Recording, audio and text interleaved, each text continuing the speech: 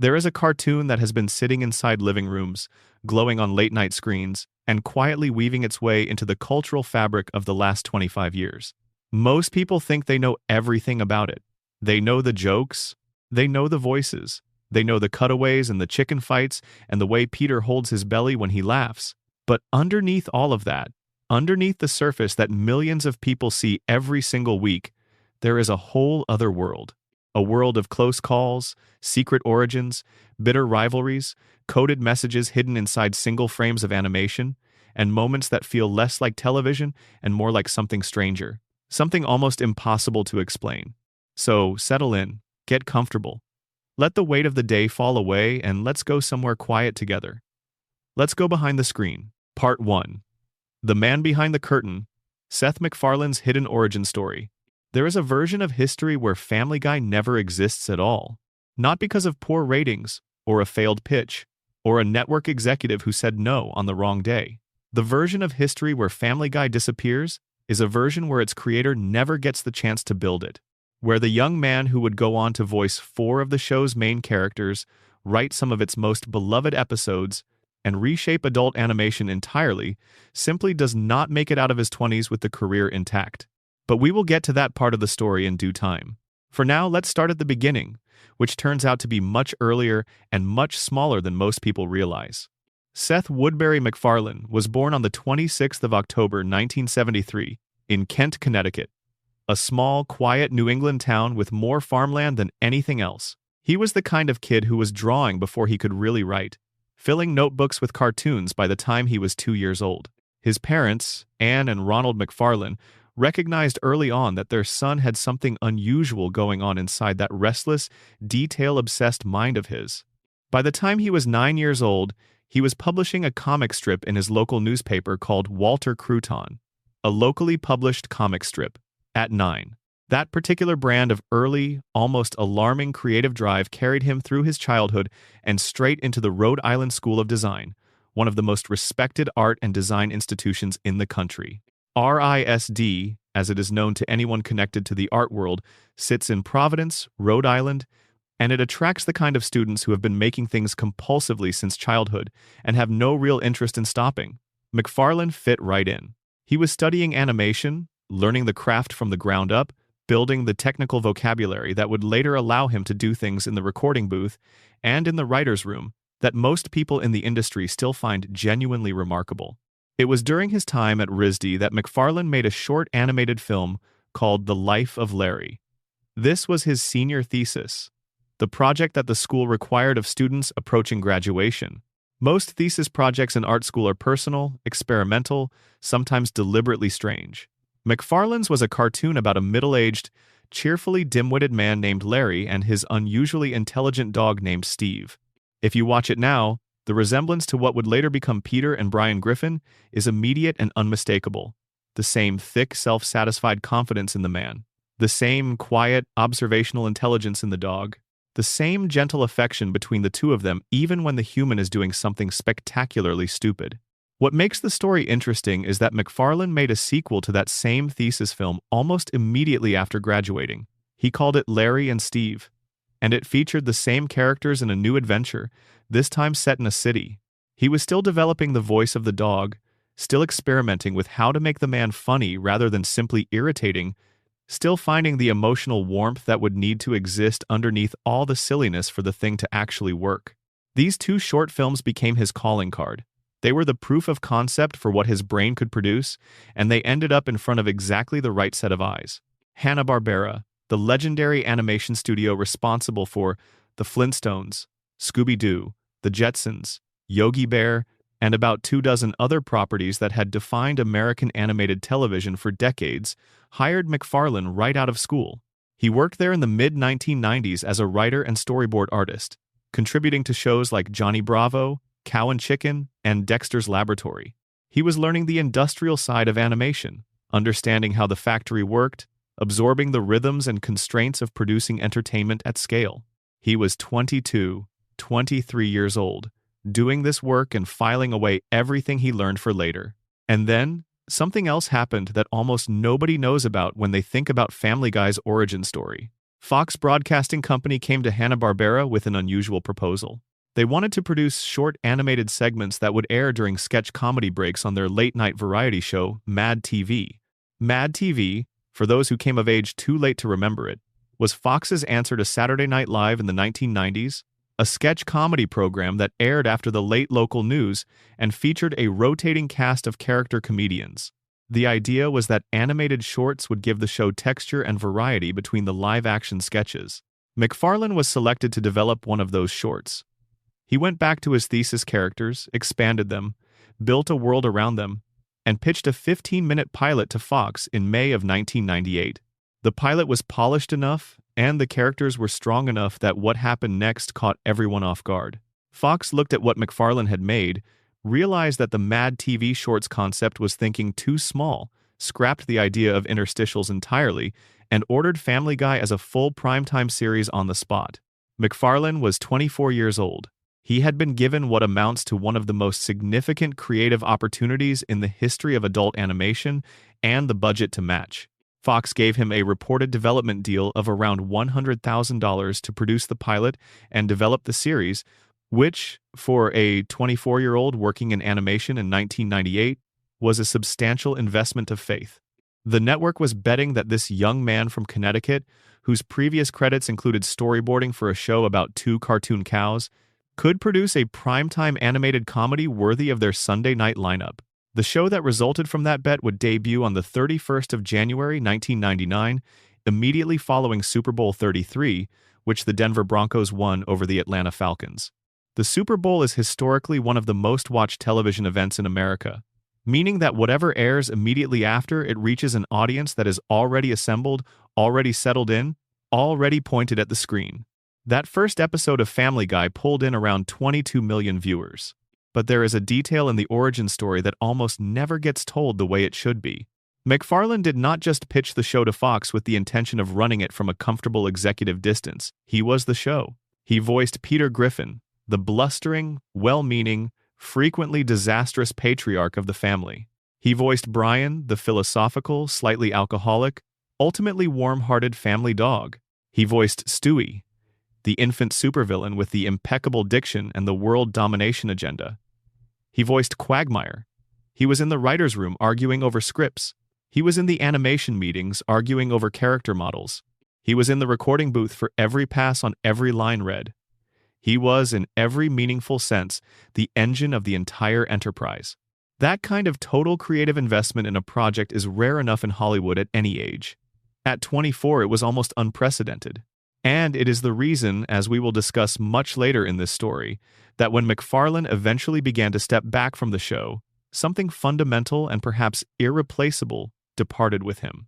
The world of Quahog, Rhode Island, the Griffin family, their neighbors, their absurdities, and their warmth, all of it began in the mind of a restless boy in Connecticut who was drawing cartoons before he could write. That is where the story starts. And the strange thing is, the story almost ended before it ever really got going. And on that note, let's pause for just a moment. If you are watching this late at night, or early in the morning, or somewhere in between, drop a comment below and tell me exactly where you are and what time it is. I love knowing where in the world this reaches. And if you have not subscribed yet, consider doing it now. It genuinely helps, and it keeps this kind of content coming. Part 2. The voices in the room casting secrets nobody talks about. When you watch Family Guy, you hear something that sounds effortless.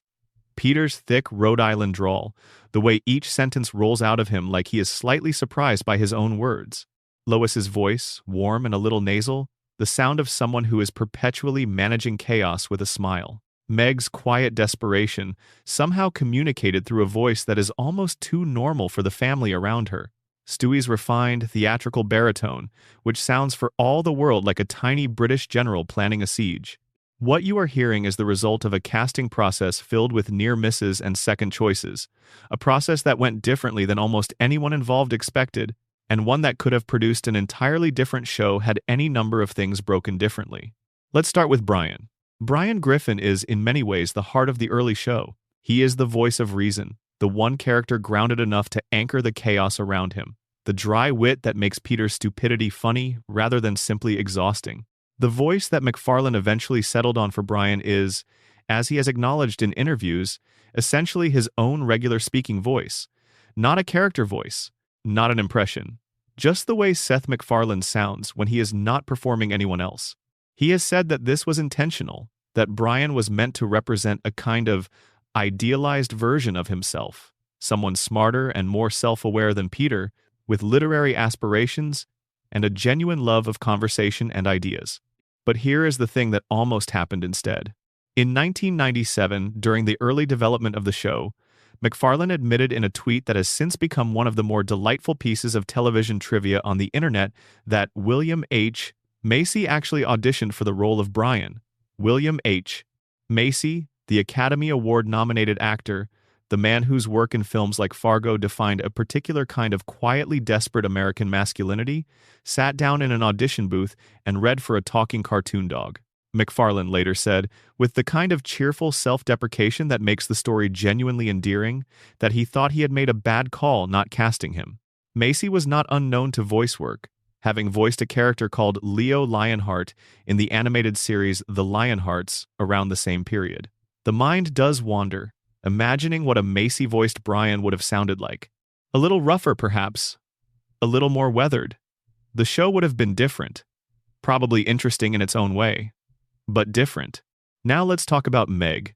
Meg Griffin, as most fans know her, is voiced by Mila Kunis, who joined the show at the beginning of its second season and has remained with the character ever since. But Meg's vocal history in the first season is something that casual viewers may not know. In the show's original pilot run, Meg was voiced by Lacey Chabert, who at the time was best known as Claudia Salinger on the family drama Party of Five.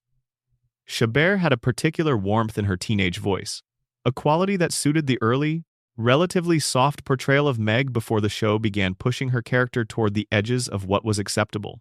When Chabert departed after the first season, the show needed a replacement. What almost happened is even more interesting than what did happen.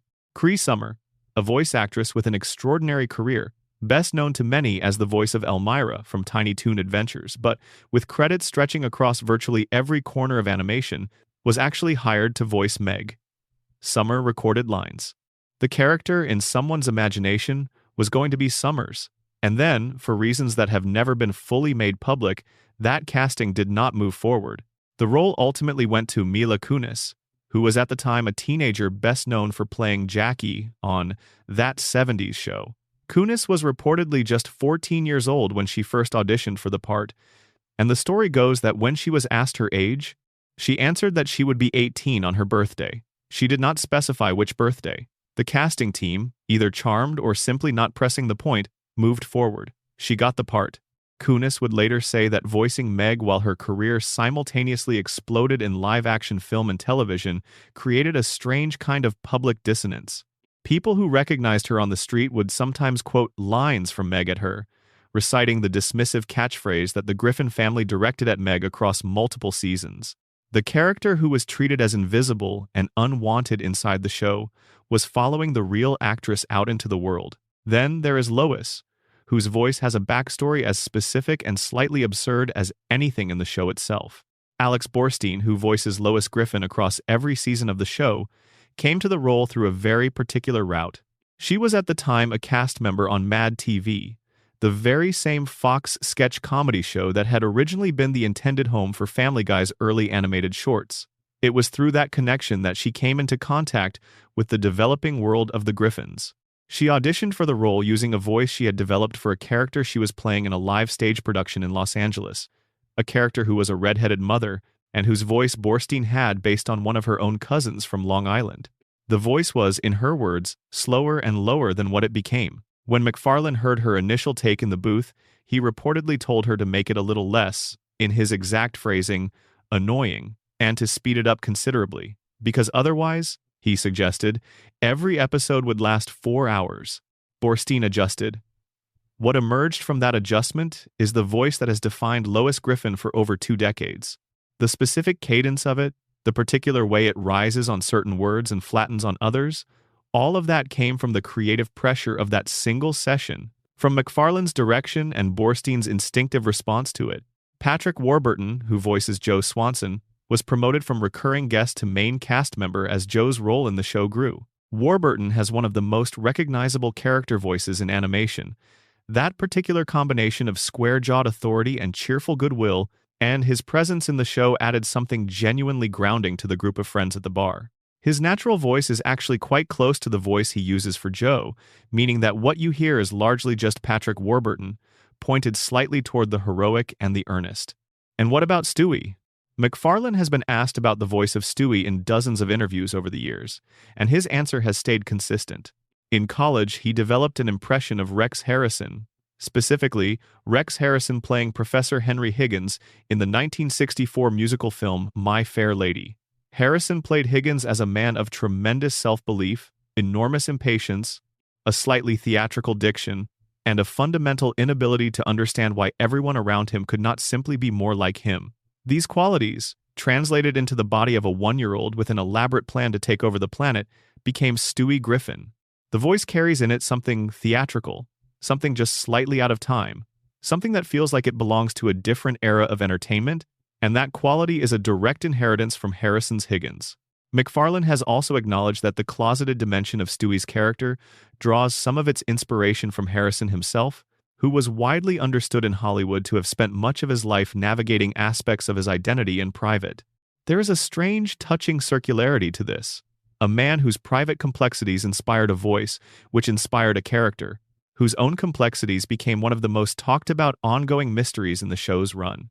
All of these voices, these near misses and happy accidents and deliberate decisions, assembled themselves into something that felt, by the time the show premiered, as though it had always been exactly this way, as though there was never any other possibility. That feeling is the mark of casting that worked, even when it almost did not. Part 3. The Death-Defying Creator, MacFarlane and September 11. There is a fact about Seth MacFarlane that, once you know it, becomes impossible to hear without a particular feeling. A feeling that sits somewhere between awe and unease, the sensation of looking at something that should not be there, something that arrived only because the universe blinked at exactly the right moment.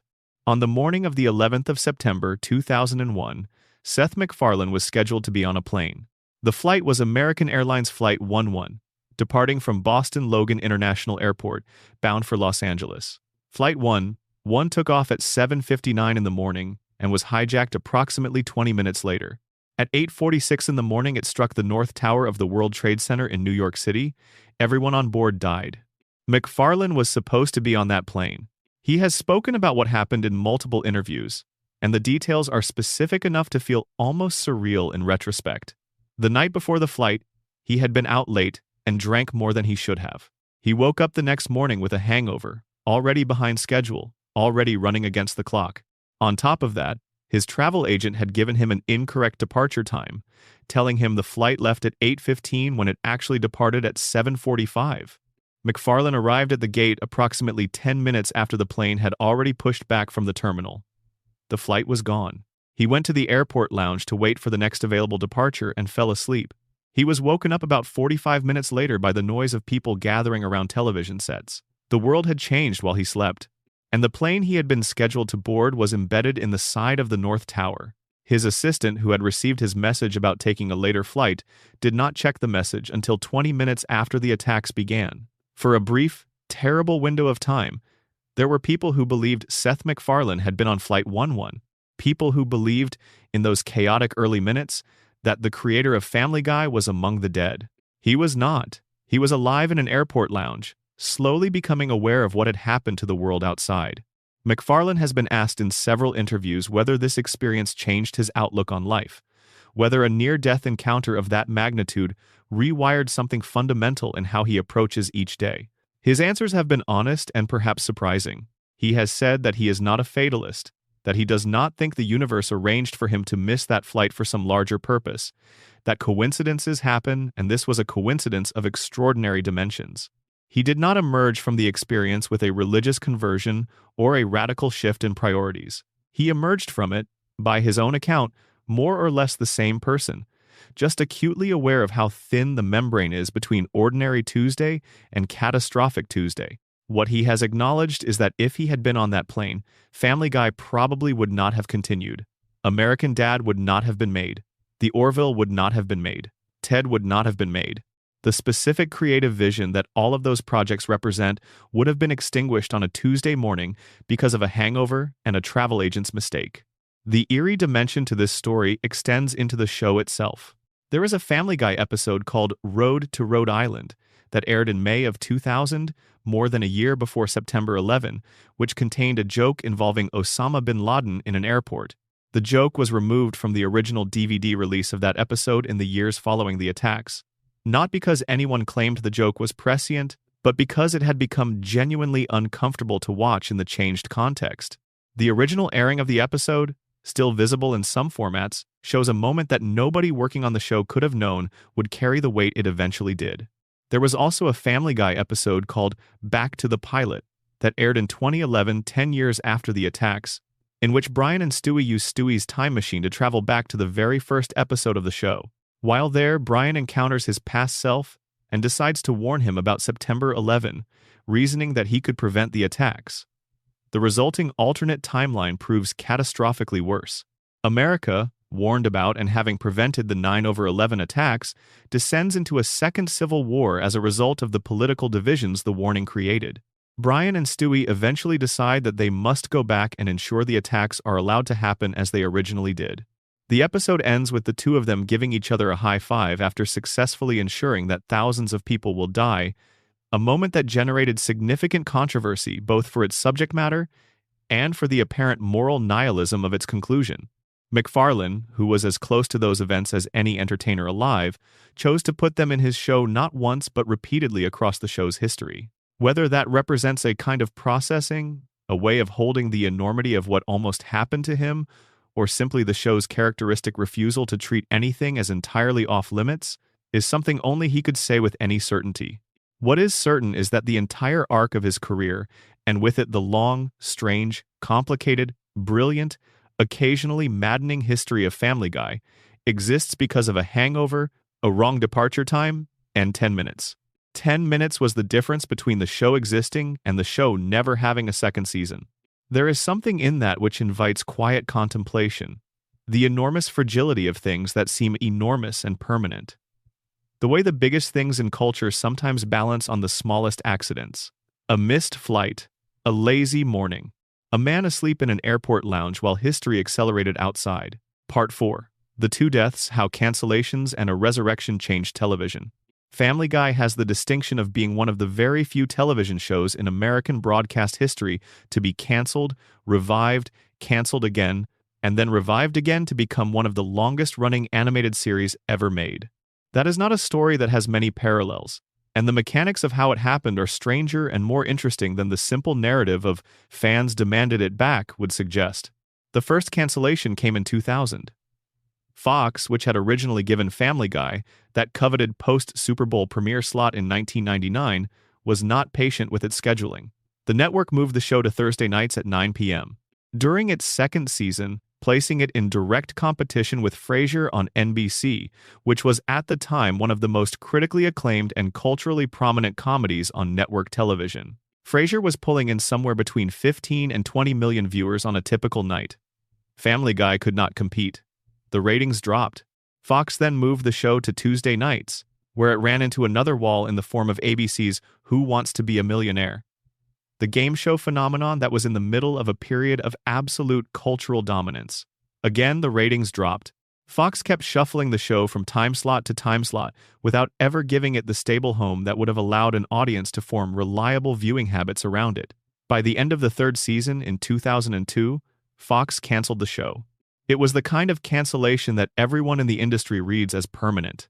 A show that could not find its footing in 3 seasons, bounced around the schedule without commitment, and failing to hold any consistent audience is not a show that typically gets a second chance. And that was precisely where the conventional story of Family Guy's end should have been written. What happened instead was something that neither Fox nor anyone else in broadcasting had anticipated, because what happened next had never quite happened before in quite this way. Cartoon Network, operating through its Adult Swim late-night programming block, purchased the syndication rights to Family Guy reruns.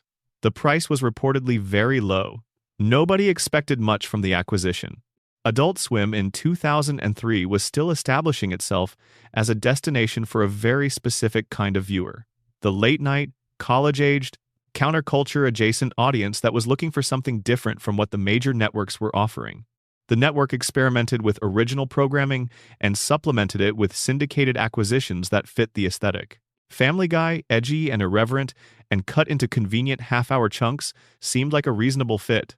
The reruns premiered on Adult Swim on the 20th of April 2003. What happened in the subsequent ratings period was, by any reasonable measure, remarkable. Family Guy did not simply perform well on Adult Swim.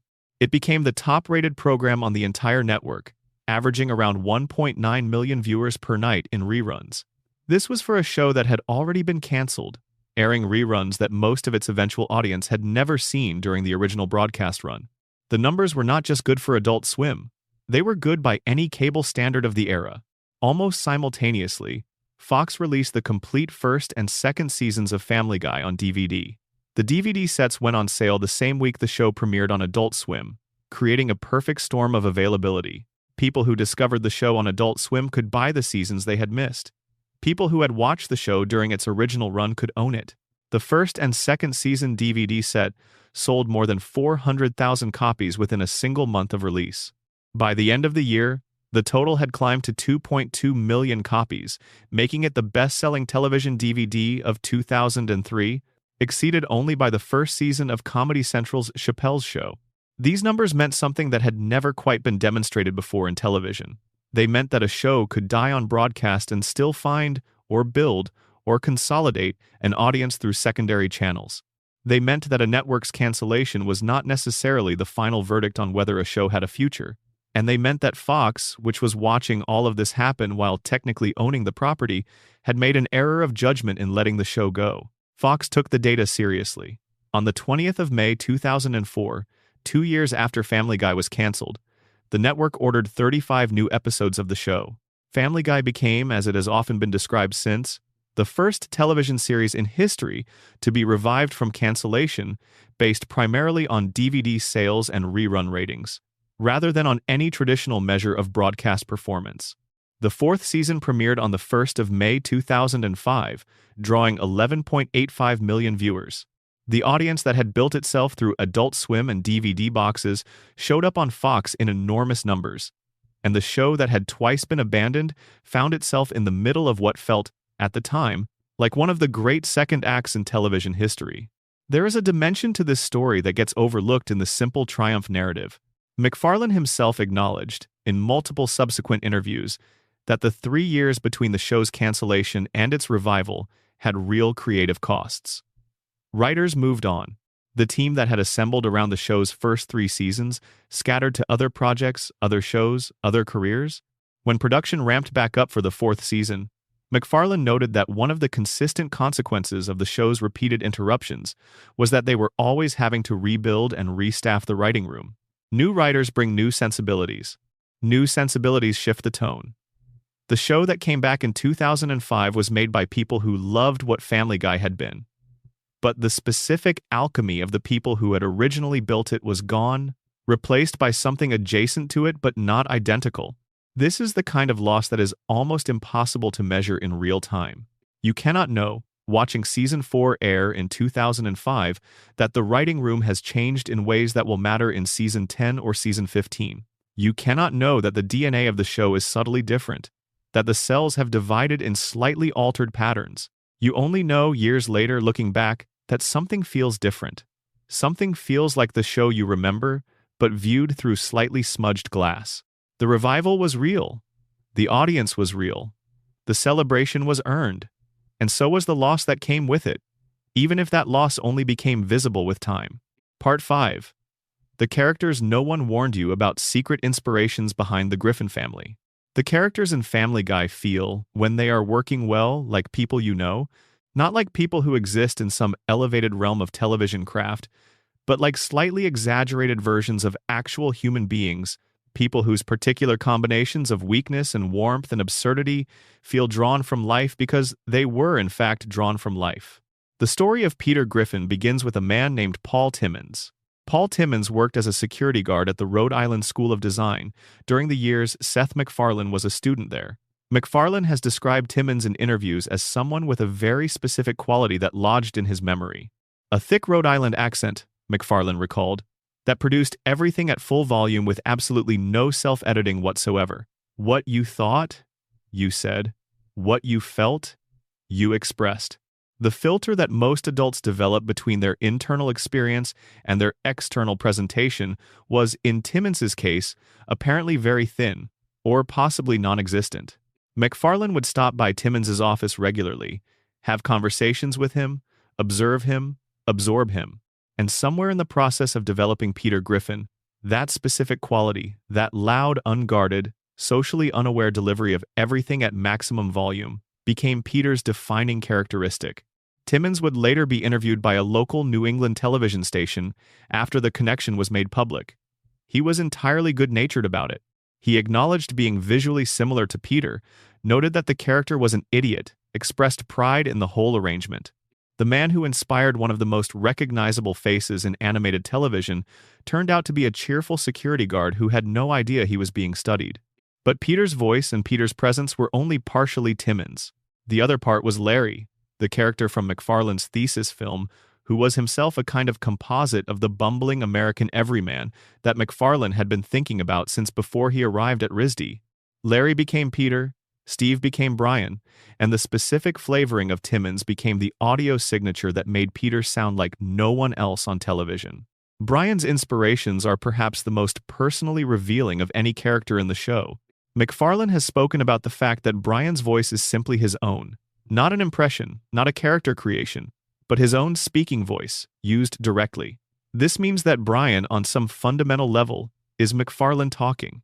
Brian's literary aspirations, his failed novel, his sense of himself as intellectually superior to the people around him, his romantic disappointments, his occasional pomposity, these were all, in the early seasons, McFarlane writing something at least partially confessional. Not autobiography in any direct sense, but a self-portrait painted in cartoon, with the more uncomfortable aspects heightened for effect. McFarlane has acknowledged this in enough indirect ways across enough interviews that it is not purely speculative to say that watching early Brian is watching McFarlane work through something. The dog who wants to be a real writer. The dog who feels smarter than the family he lives with. The dog who keeps reaching for something more refined than what his circumstances provide. These are not random character choices. They are choices with emotional weight behind them. Stewie's origin is one of the more delightful pieces of theatrical archaeology in the show's history.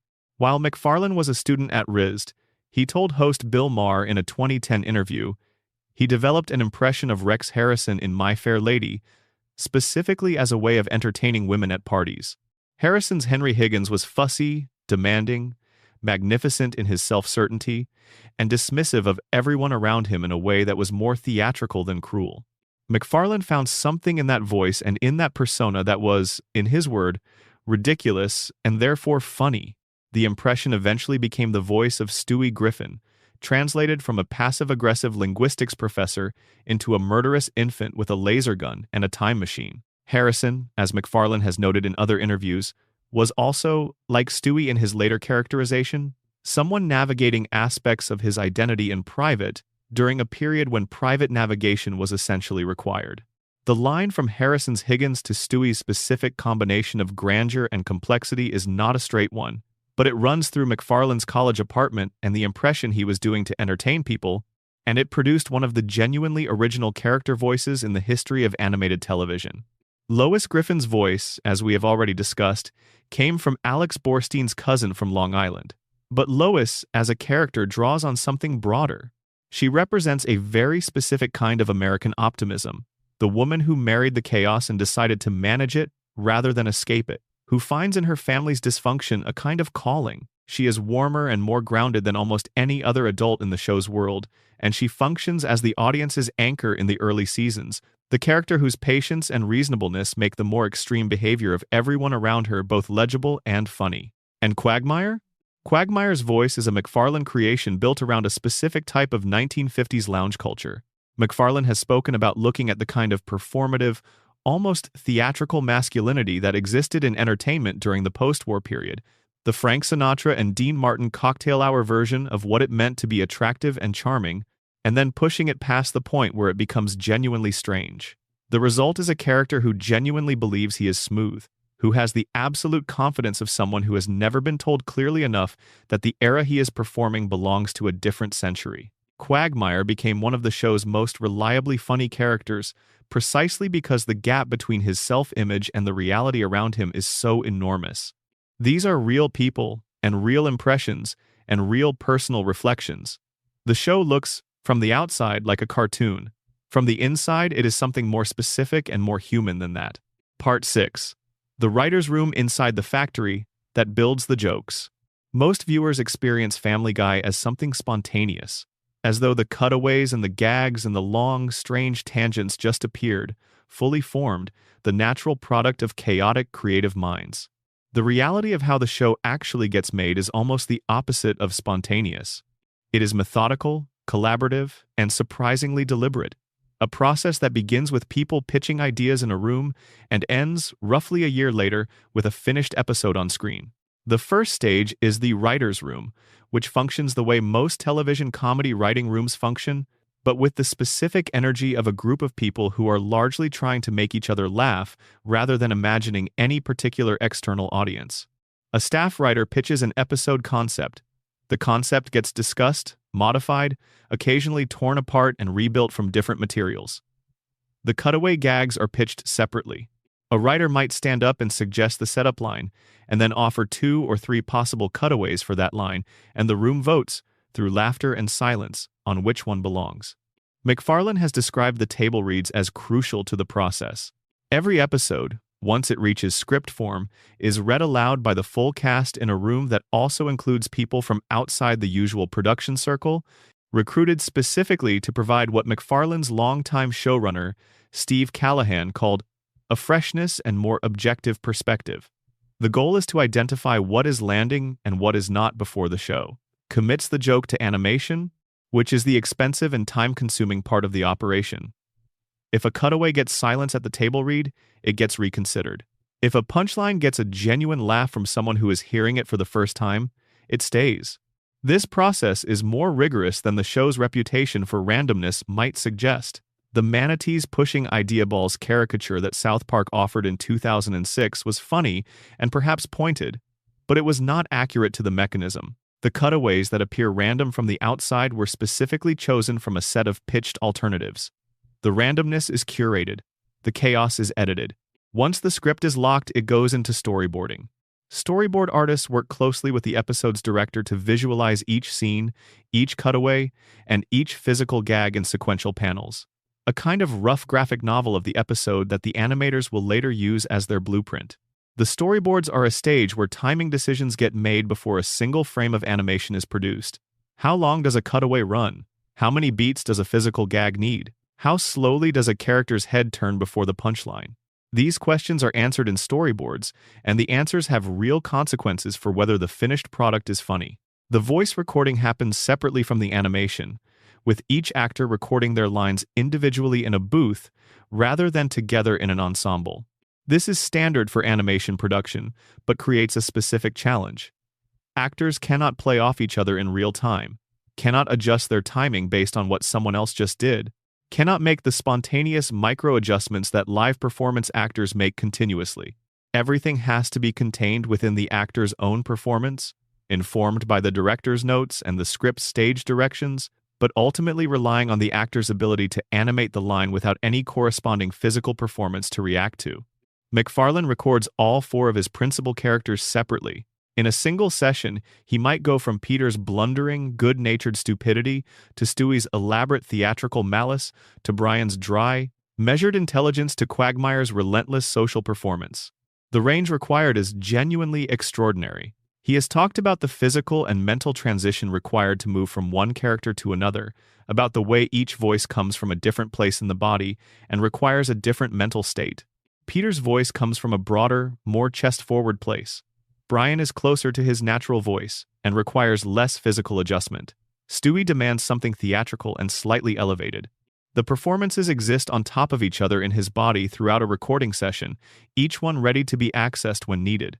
After recording, the dialogue files go overseas to animation studios, primarily in South Korea and Taiwan, where the actual drawings are produced. The cost of animation in these studios is significantly lower than it would be in the United States, which is how the show can afford to produce 20-plus episodes a season without the budget spiraling to unsustainable levels. The overseas studios work from the storyboards and the character model sheets, following precise specifications for how each character should look and move and express themselves. Communication happens continuously between Los Angeles and the overseas studios throughout production, with quality checks and revisions traveling back and forth across time zones. What emerges from this pipeline after all the stages are complete is reviewed and edited in post-production in Los Angeles. Music, composed by Walter Murphy across the show's entire run, is added at this stage. Sound effects are layered in. The mix is calibrated. The episode that began as a set of ideas pitched in a room, as the germ of a joke or a character moment or an absurd scenario, has now passed through a dozen pairs of hands on multiple continents and is ready for broadcast. The entire process from initial pitch to finished episode ready for air takes approximately 9 months to a year. When MacFarlane told an interviewer this fact in an interview in early 2026, the host's surprise was visible. A year. Every episode. The show that can feel, in the watching, like the spontaneous output of a particularly imaginative afternoon, is the product of a full year of work by hundreds of people spread across multiple countries. The spontaneity is a performance. The chaos is constructed. Part 7. The feud's animated wars and the battle for comedy's soul. There is a war happening in animation. It is not a violent war. It is not fought in streets or in courts, though it has occasionally arrived at courtrooms. It is fought in episodes, in interviews, in acceptance speeches, in the specific barbs that creative people embed in their work when they want to take a swing at someone they cannot quite bring themselves to ignore. And Family Guy has been at the center of that war for most of its existence. The most famous front of this war is the one between Family Guy and South Park, a conflict that has been described variously as a feud, a rivalry, a one-sided grudge, and, most memorably by MacFarlane himself, as something resembling the dynamic between Churchill and Hitler at a formal dinner. The comparison was colorful enough that it has been quoted repeatedly since, though MacFarlane appeared to be making it with some humor rather than genuine malice. The South Park dimension of the story begins in earnest in 2006, when Trey Parker and Matt Stone created a 2-part episode of their show called Cartoon Wars. The setup of Cartoon Wars involves South Park facing potential cancellation of a Family Guy episode that would depict the Prophet Muhammad, a genuine controversy that Parker and Stone had faced themselves in their own attempts to include Muhammad imagery in South Park. But the Muhammad issue turns out to be the public pretext for a private agenda. Eric Cartman, normally the show's most cynical character, becomes obsessed with getting Family Guy canceled, and the reasons he eventually articulates for this obsession are nothing to do with religious sensitivity and everything to do with creative contempt. The Cartoon Wars episodes depict the production of Family Guy as being run not by human writers but by manatees, trained sea mammals, who randomly push balls with ideas printed on them into a sequence that the network then broadcasts. The joke is that Family Guy's comedy is entirely random, that it requires no craft or intelligence to produce, that one gag is interchangeable with any other, and that the whole enterprise is more noise machine than art. The episodes were funny, well executed, and generated immediate and considerable discussion about whether the criticism they contained was fair. Parker and Stone received phone calls after those episodes aired. According to their own accounts, the calls came from writers on The Simpsons and from writers on King of the Hill, both competitors of Family Guy in the same Sunday night animation block, expressing gratitude for the episodes. These are writers from shows that were, professionally speaking, in competition with Family Guy for audience share and cultural real estate, and they were reportedly delighted that someone had made the criticism in public and on a major platform. MacFarlane's response to Cartoon Wars was measured in some statements and considerably less measured in others. He told Rolling Stone that he thought the South Park episode was funny and accurate, which is either a gracious acknowledgement or a sophisticated bit of disarming that makes it harder to respond to. But he also said that what he did not understand was the personal venom that Parker and Stone directed at him in press interviews, where the criticism went beyond the comedic and into something that felt genuinely hostile. "They can go to hell?" he said in one interview, about as direct a rebuttal as a man of his considerable public profile tends to offer. Parker and Stone have said they consider the feud to be essentially one-sided. They have acknowledged making fun of Family Guy, expressed that they find it funny to do so precisely because they feel the criticism is legitimate, and shrugged off MacFarlane's objections. In one particularly candid moment, Trey Parker admitted that part of the dynamic is a childish jealousy thing, because Family Guy consistently gets higher ratings than South Park, and it is easier and more satisfying to ridicule the more popular thing. This is an unusual confession. It makes the feud simultaneously pettier and more human than the creative principle version of the story. The relationship between Family Guy and The Simpsons is more complicated, because the two shows share a network, share a Sunday night time slot, and share the general category of primetime animated comedy in a way that makes them both competitors and colleagues. MacFarlane has been compared to Matt Groening since the beginning of his career, and Family Guy has been called a Simpsons clone often enough that the accusation has become its own conversational cliché. The two shows have taken shots at each other on screen, with The Simpsons making occasional references to Family Guy's cutaway style and perceived creative shortcomings, and Family Guy responding in kind with its own digs at The Simpsons' longevity and the perception that the older show had run past its prime. When MacFarlane and Groening appeared at the same event in 2014 and gave a joint interview, both men insisted that there was no animosity between them personally, and this appears to be credible. The institutional and professional relationships between the two shows are complex, but the two creators seem to coexist with a reasonable degree of mutual respect. What the feud history reveals, perhaps more than anything, is the degree to which Family Guy has always operated in contested creative territory. It was never a show that sat comfortably within the existing landscape. It was always pushing against something, arguing with someone, provoking a reaction. Even the shows that ostensibly share its platform and its audience have found reasons to position themselves against it. This is not a coincidence. A show that is willing to make enemies tends to make them, and Family Guy has always been willing. Part 8. The episodes that almost didn't exist, banned, censored, and pulled from history. In the long archive of Family Guy episodes, most of the show's content has aired, been seen, been argued about, and eventually settled into the permanent record of what the show produced. But there are episodes in the Family Guy story that were made, finished, voiced, and animated. Episodes that represent real creative labor and real artistic choices, and that were nonetheless pulled from broadcast. Some were eventually released in other formats. One was not. That one is called Partial Terms of Endearment, and it is, by the assessment of nearly everyone who has seen it, one of the better episodes the show produced in its middle period. The episode aired during what would have been the end of Season 8.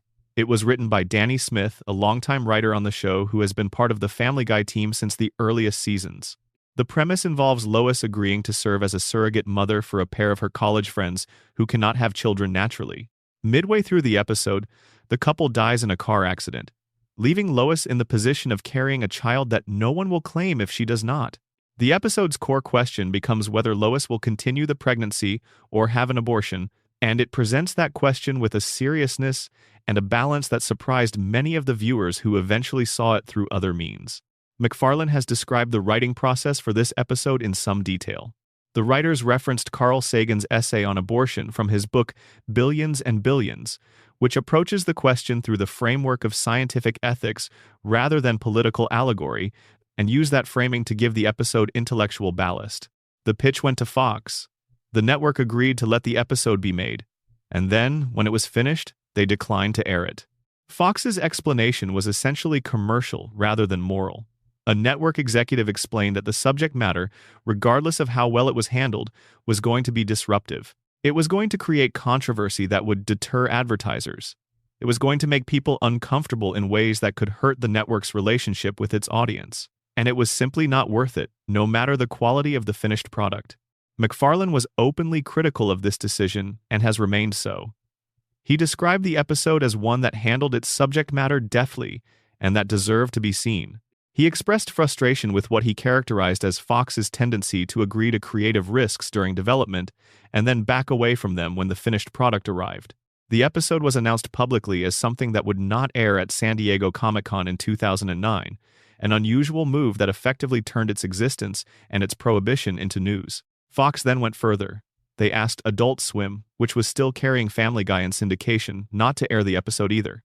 This effectively blocked both of the show's primary distribution platforms in the United States from broadcasting content that had been paid for, produced, and completed.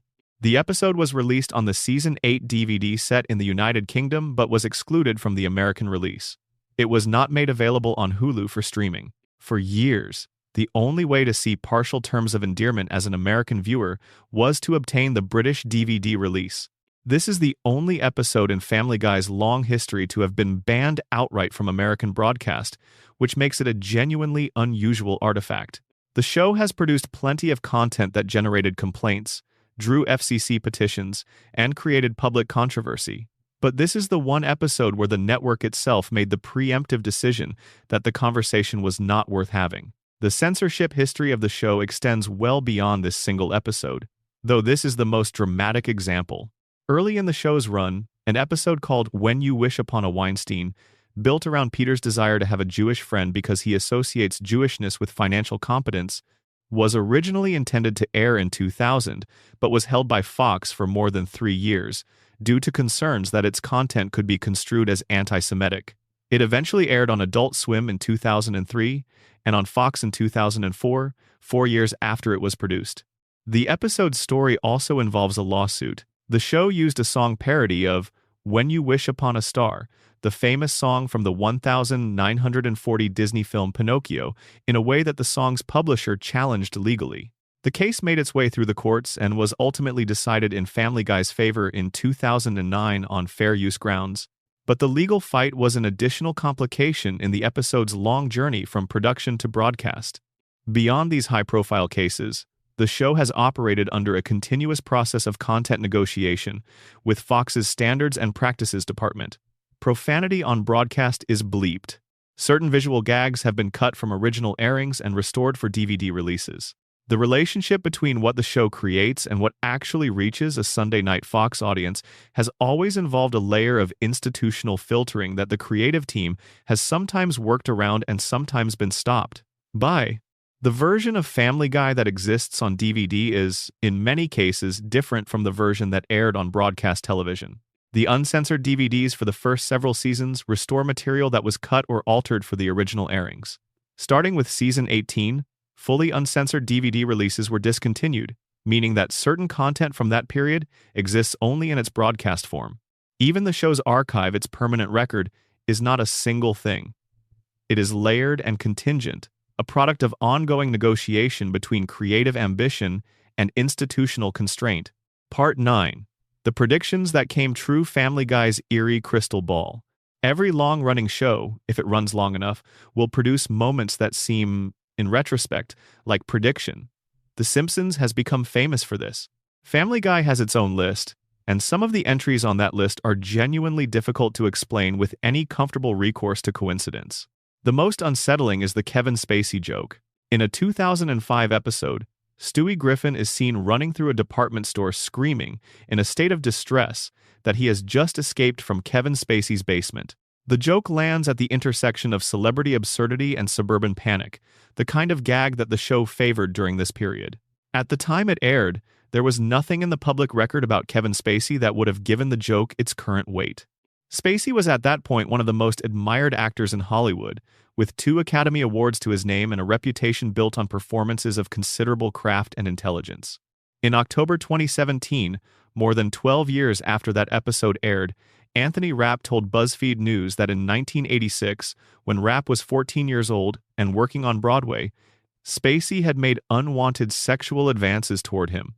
The story opened a cascade of similar accounts from multiple individuals. Spacey's career effectively ended within weeks. MacFarlane addressed the 2005 joke directly after the Spacey revelations became public. He stated clearly that the joke had not been written based on any specific knowledge of Spacey's behavior. He was not present when the joke was conceived, he said, and the writers who wrote it were working from an entirely different creative context. The joke existed in that particular space of absurd non-sequitur celebrity reference that the show favored, the kind of random cultural provocation that sometimes happened to point at something true without anyone in the room knowing it was true. Whether you find that explanation sufficient or unsettling says something about how you relate to randomness and pattern. The show produced thousands of cutaways across hundreds of episodes.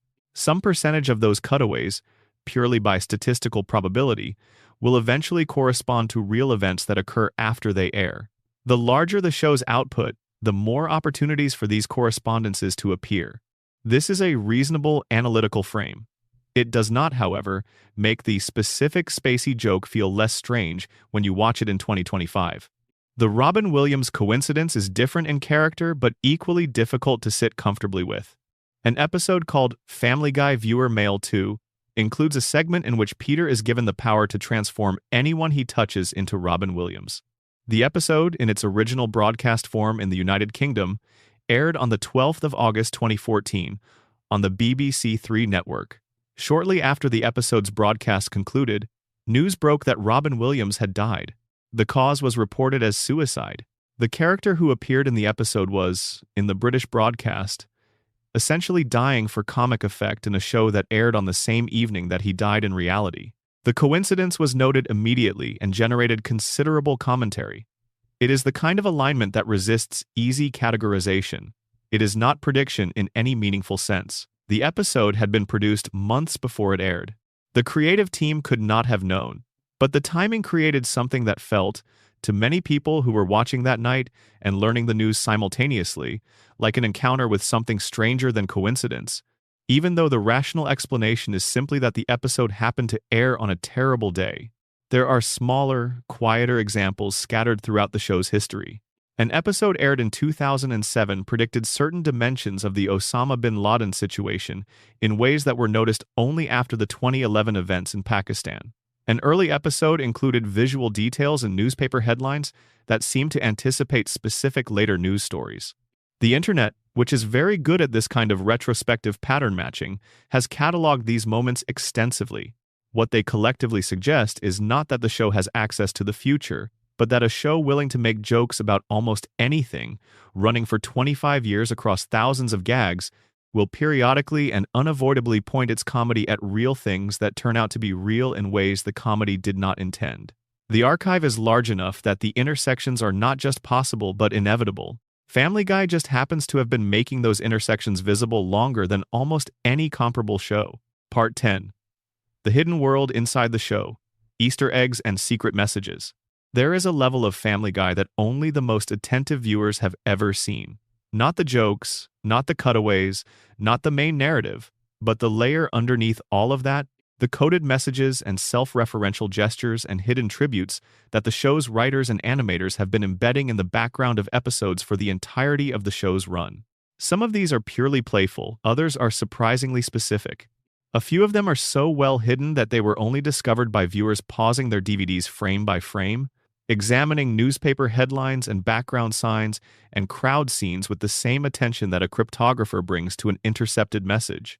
Consider the episode Model Misbehavior, in which the Griffin family appears in a newspaper photograph after winning a boat race. The front-page coverage of their victory is the main visible story. But if you pause the episode and read the secondary headline below the primary story, you find text that reads, DVDs paused for headline joke millions disappointed. The writers knew someone would pause.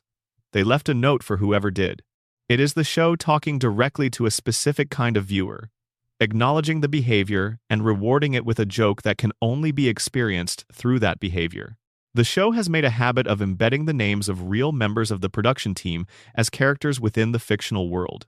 Neil Goldman, the nebbishy red-haired teenager who has a long-running crush on Meg, shares his name with Neil Goldman, who was one of the original writers on the show. The character is a small, affectionate tribute from the writer's room to one of its own members, hidden in plain sight as a recurring secondary character that most viewers accept as simply part of the show's world without knowing that the name carries a different kind of meaning. Similarly, the animated version of the town has contained background characters who are drawn from life in ways that the people being referenced would recognize even if the casual viewer would not. Writers' assistants have turned up in crowd scenes. Family members of production staff have appeared in the background of school hallways. The world inside the show is dotted with private acknowledgments to real people, operating as a kind of internal yearbook that only those with direct knowledge of the production would be able to fully read. The Star Wars tribute episode, Blue Harvest, contains a moment at the Cantina bar scene that rewards extremely close attention. Among the crowd of alien figures filling the background of that iconic scene, two non-Star Wars characters appear: Roger from American Dad, McFarlane's other animated series, and Bender from Futurama, the animated show that shares its animation production heritage with the science fiction comedy genre. Neither character is identified, neither is drawn attention to. They are simply present, standing in the crowd, for the eagle-eyed viewer who knows what they look like. The animated 99 Red Balloons reference is a small gem. In an episode where Mort Goldman accidentally travels through Stewie's time machine to Nazi Germany, German scientists are shown working on a secret project involving exactly 100 red balloons. As the episode reaches its climax and the group is preparing to escape, one of the balloons pops. The camera lingers, briefly, on 99 remaining balloons. The joke works on multiple levels. As a standalone sight gag, it is satisfying.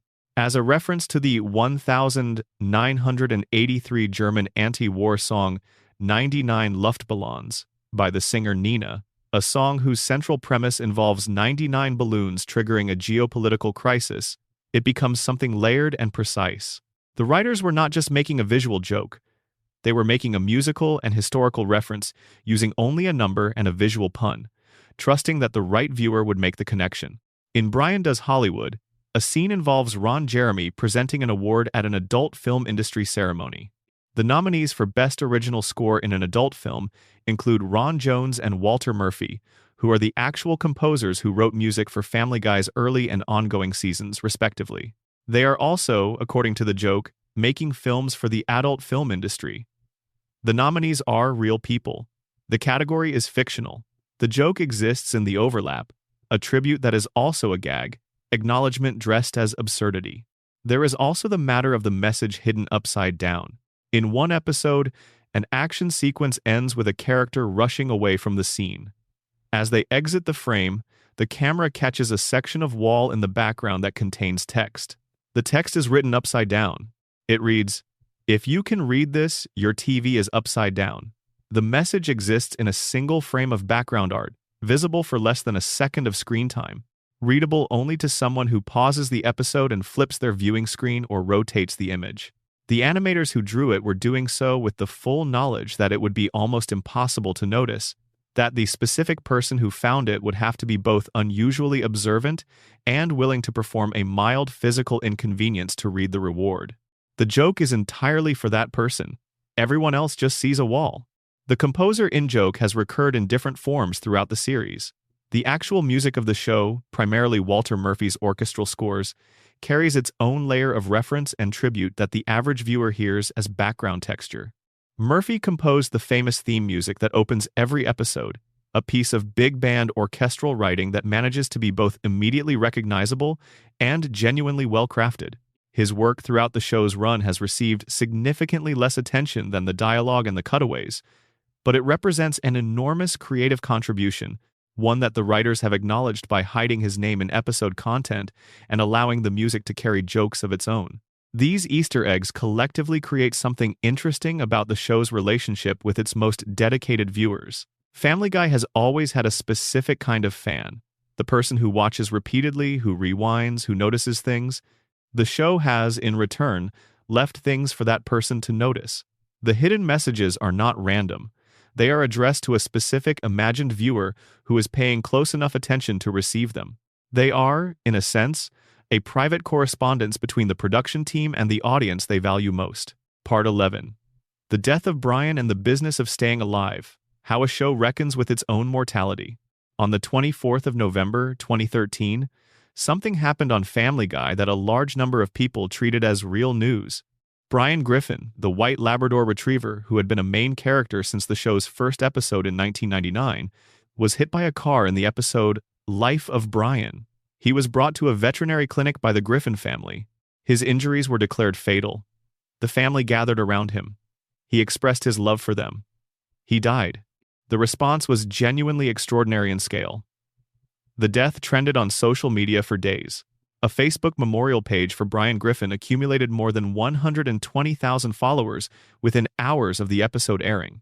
A petition on Change.org, addressed to Fox and to McFarlane personally, demanding Brian's return, was signed by thousands of people within its first 24 hours. News organizations that covered television ran stories about the death as though it were a genuine celebrity loss, because for many viewers that is effectively what it was. A replacement dog was introduced in subsequent episodes. His name was Vinny. He was Italian in personality and manner, and he was voiced by Tony Sirico, best known at the time for playing Paulie Walnuts in The Sopranos. Vinny was a well-executed character, an interesting addition to the show's world, and was almost universally loathed by the audience precisely because he was not Brian. And then, exactly 2 episodes later, in the Christmas episode Christmas Guy, Stewie uses a stolen time travel device to go back in time and prevent Brian from being hit by the car. Brian did not stay dead.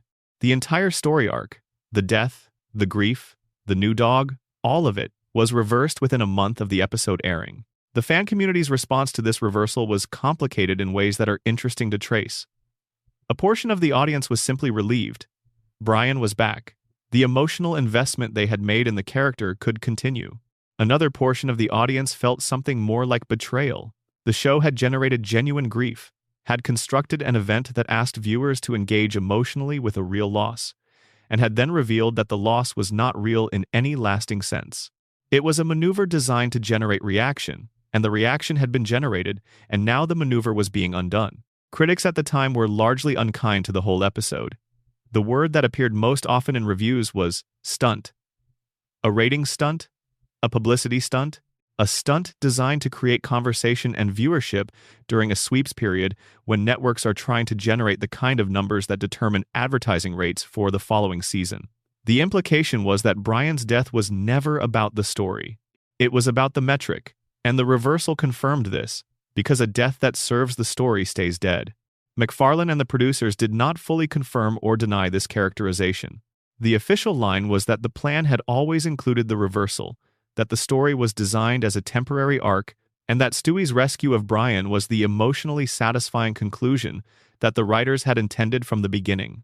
Whether this is entirely accurate or whether it represents a retrospective rationalization of what was in fact a ratings exercise is something that only the writers' room discussions of the period could definitively answer.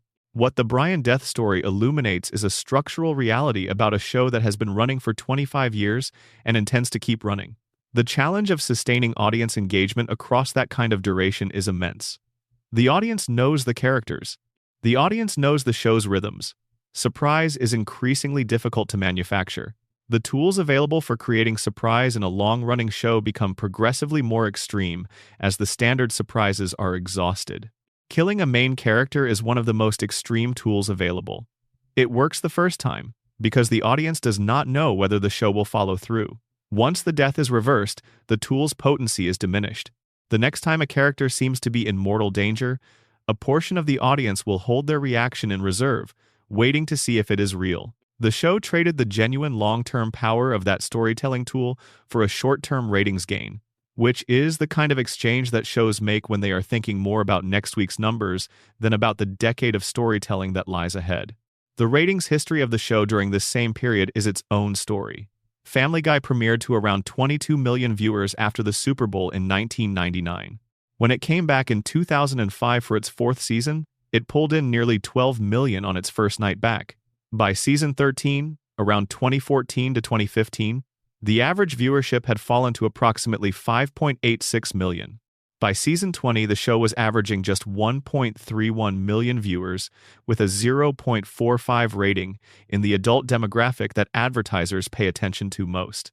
And by season 23, the average had fallen to approximately 723,000 viewers.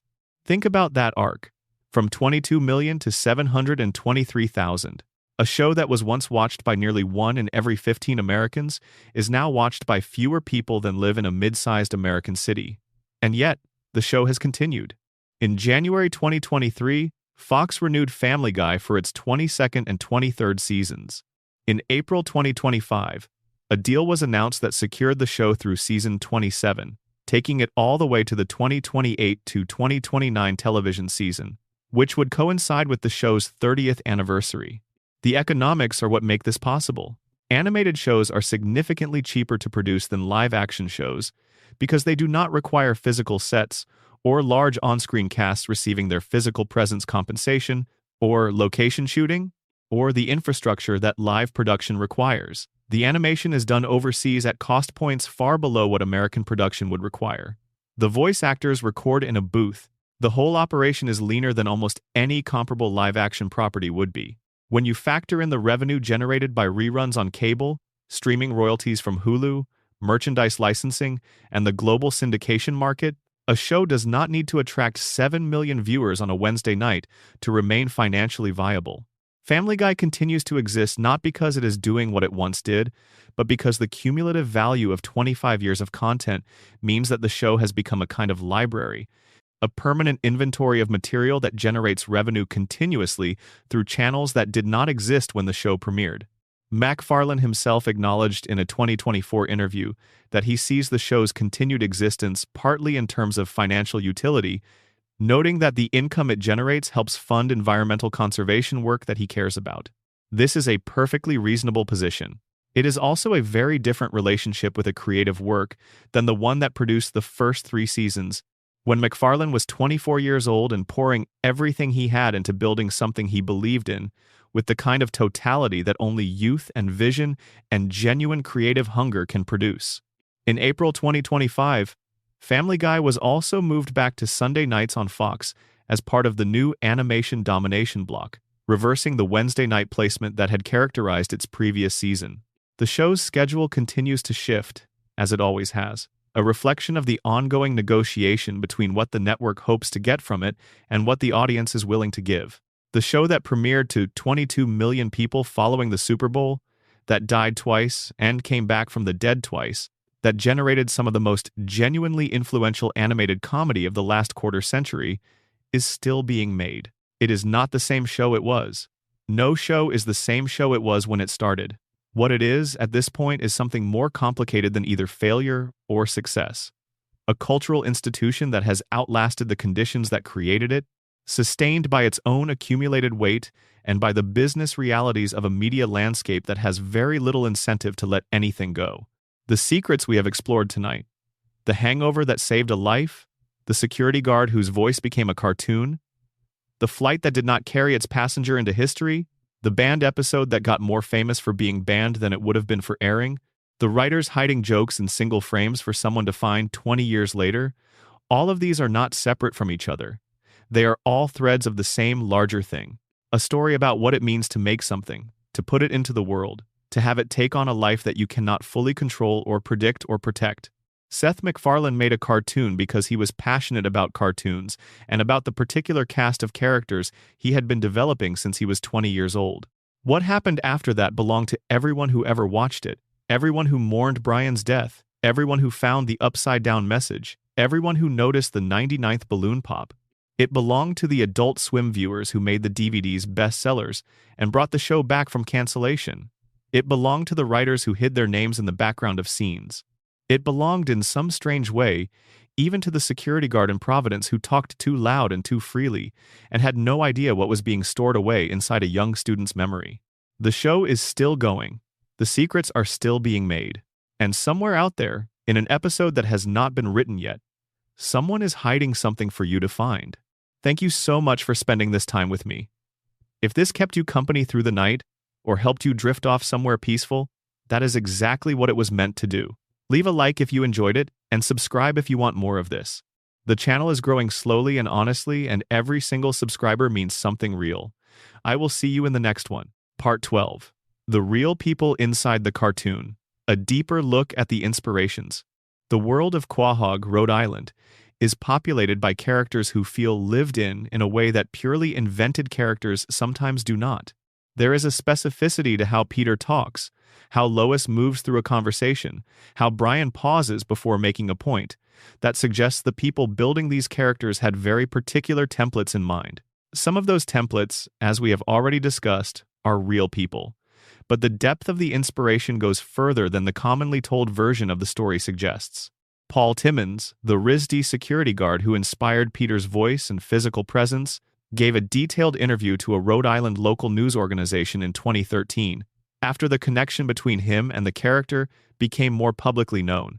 He described his relationship with the young MacFarlane during his student years as cordial and regular. MacFarlane would stop by his office multiple times a day. They would talk, smoke cigarettes together in the casual way of that era, and Timmons would simply be himself, which was apparently at sufficient volume and with sufficient unfiltered expressiveness to lodge permanently in the memory of the person he was being himself at. "I'm very proud of it," Timmons told the interviewer. "I am clearly the visual of Peter because the character of Peter is an idiot." This combination of pride and self-deprecating acknowledgement is remarkably like Peter Griffin, which is either an extraordinary coincidence or a confirmation that the character was captured more accurately than anyone might have expected. Timmons also confirmed what McFarlane had said. He wore a white button-down shirt and glasses to work, which became the basis for Peter's visual design. The story of Lois's voice, specifically Borstein's cousin from Long Island, who provided the template, has a detail that usually gets lost in the retelling.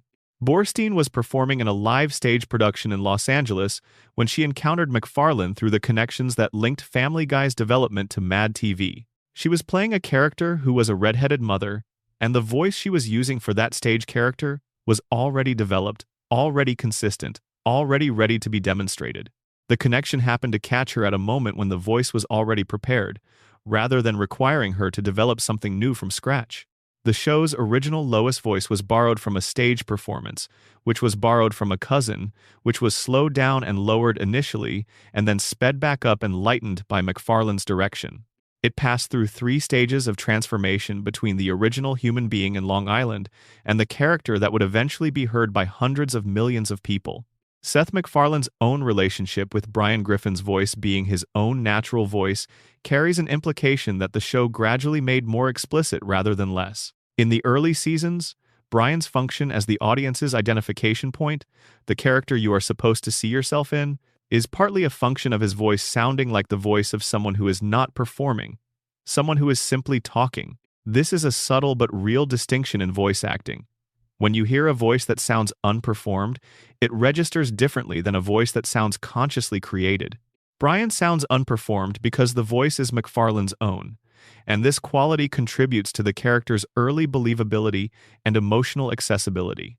As the show aged and Brian's character shifted towards something less sympathetic, McFarlane was making creative choices about how to voice a character who was turning into someone worse than himself. The voice remained his own, but the content of what the voice was saying, the arrogance, the hypocrisy, the selfishness, created a growing dissonance between the warmth of the medium and the coldness of the message.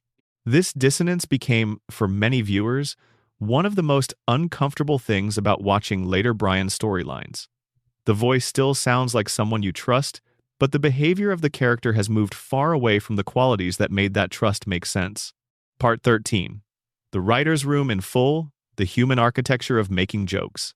The physical space of the Family Guy Writer's Room has changed across the show's 25 years, moving through different office spaces at the 20th Century Fox lot in Los Angeles, but its essential social architecture has remained recognizable throughout.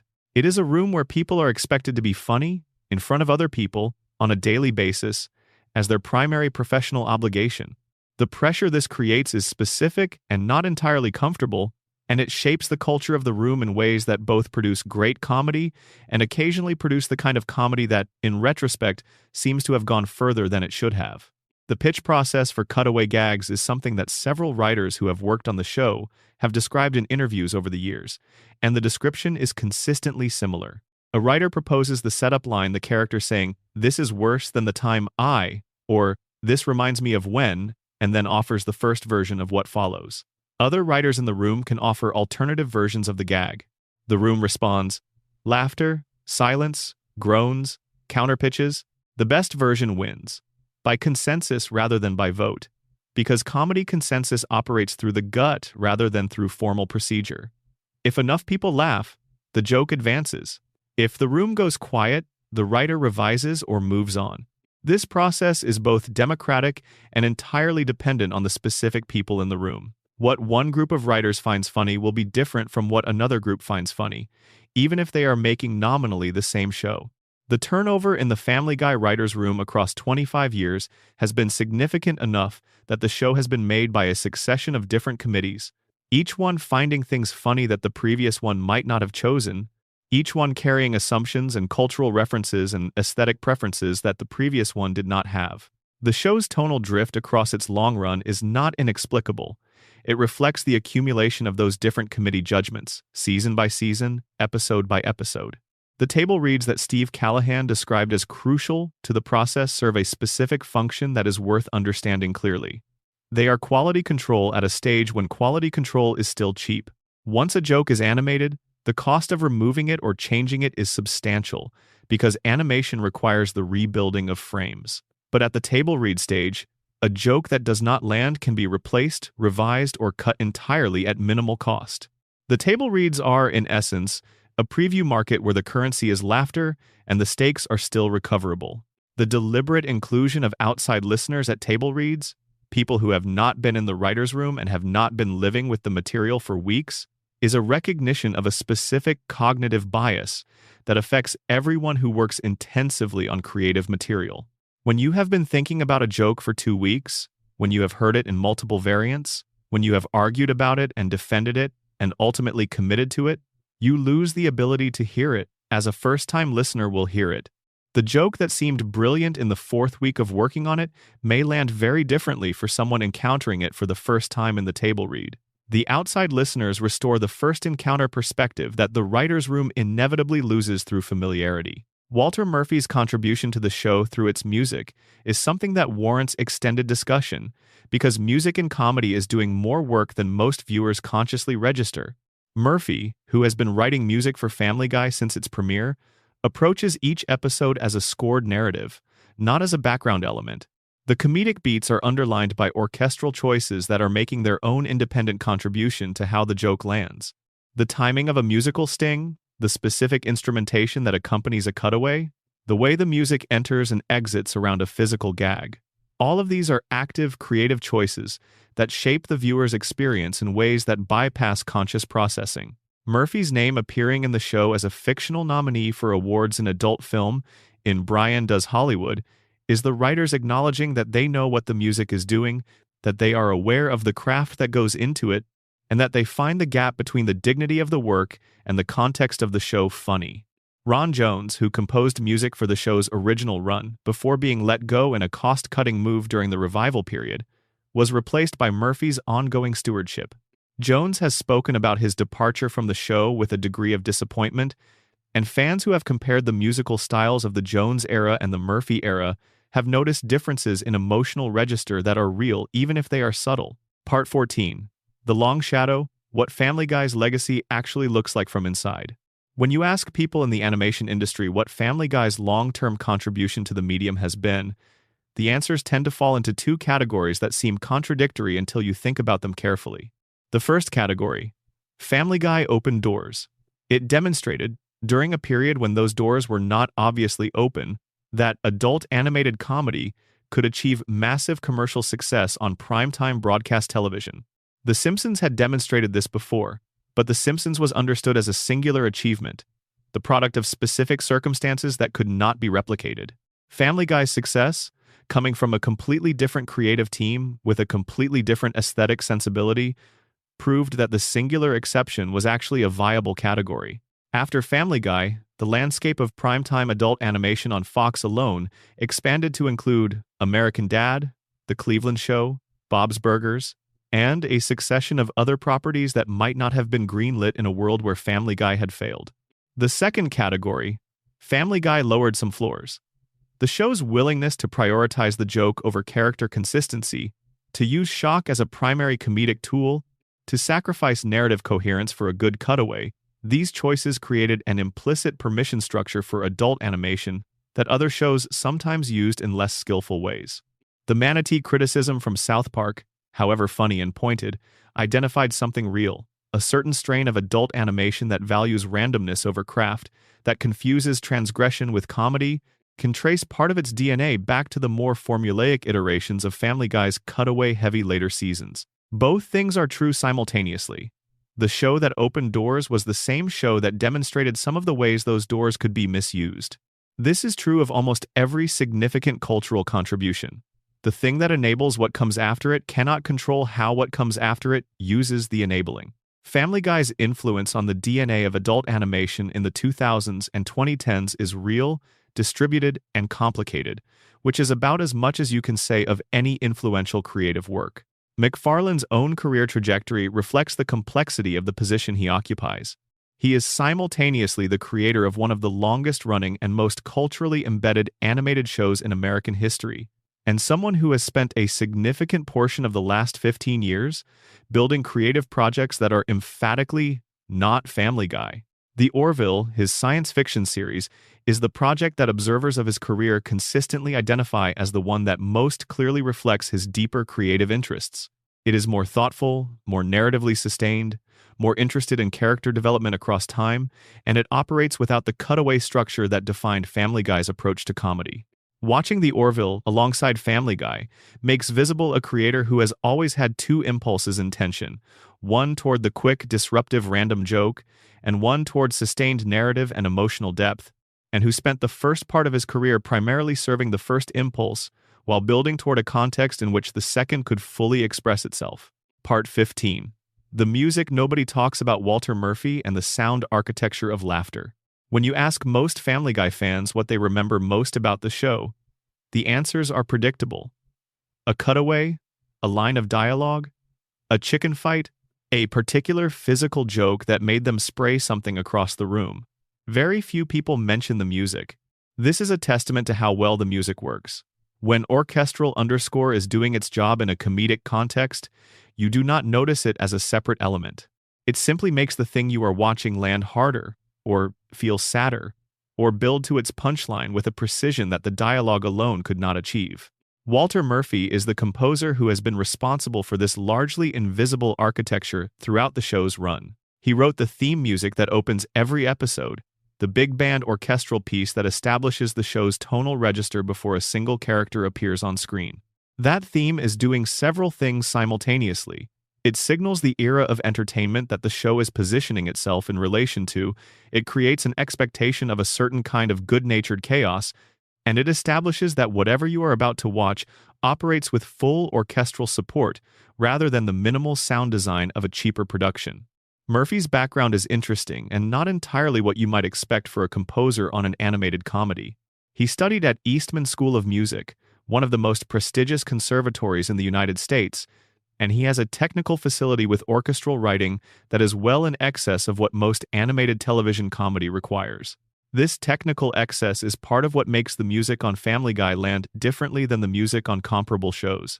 When a joke is underscored with something that has more harmonic sophistication than the joke technically demands, the gap between the musical complexity and the comedic simplicity creates its own small layer of comedy. The orchestra is treating the most ridiculous situation with complete seriousness, and the seriousness is part of the joke. Murphy has worked on the show through all of its aesthetic changes, adapting to the tonal shifts of different writing teams and different showrunners, while maintaining a consistent enough musical identity that the show sounds like itself even when it has drifted visually or narratively from its origins. This kind of musical continuity is a genuine form of institutional memory. The music knows what the show is supposed to sound like even when other elements of the production have forgotten.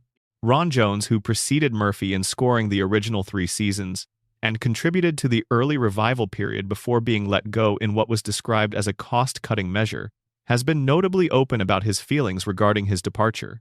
The original Family Guy scores had a particular energy to them, sometimes referencing classical compositions, sometimes veering into unexpected harmonic territory that reflected Jones's own sensibilities as a composer.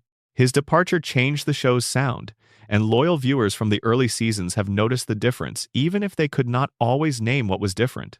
The show's treatment of music within its own content, separate from the underscore, has always been elaborate. Family Guy has featured original musical numbers in many episodes, Broadway-style productions performed within the narrative that require the voice cast to sing as well as speak. MacFarlane has a genuine singing ability and a deep love of the Great American Songbook, the catalog of jazz and pop standards associated with Sinatra and the mid-century entertainment era, and this love bleeds into the show in ways both obvious and subtle. Peter's musical moments tend toward a kind of exaggerated showbiz enthusiasm. Stewie's musical sequences often have genuine Broadway quality to them, drawing on MacFarlane's theater background and his voice's actual facility for this kind of material. The Emmy Award won by the show for its original music in the Season 3 episode Brian Wallows and Peter's Swallows, in which Brian falls in love with a shut-in woman played by Carrie Fisher, demonstrated early that the music was a legitimate creative achievement deserving of recognition on its own terms. MacFarlane, accepting the award, publicly noted that the episode's director Dan Povenmire deserved significant credit for how the visual storytelling contributed to the musical sequence's effectiveness. Povenmire responded with good humor that the sentiment was appreciated, but the physical award had not changed hands. Part 16. The long feud with Fox, a creator's complicated marriage to his network.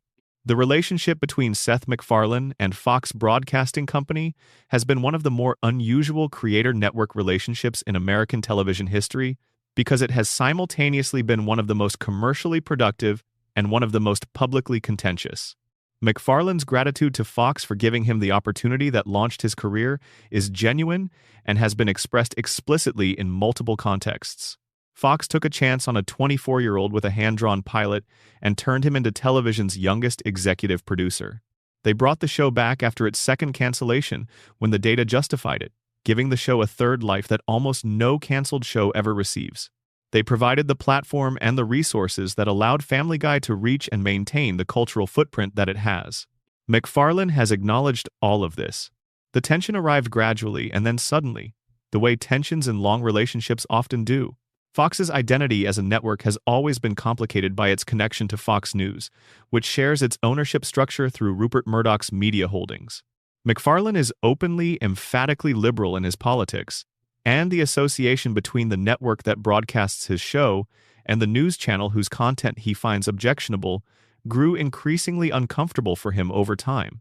In 2021, MacFarlane publicly posted on social media that Fox News host Tucker Carlson's commentary had made him wish that Family Guy was airing on any other network.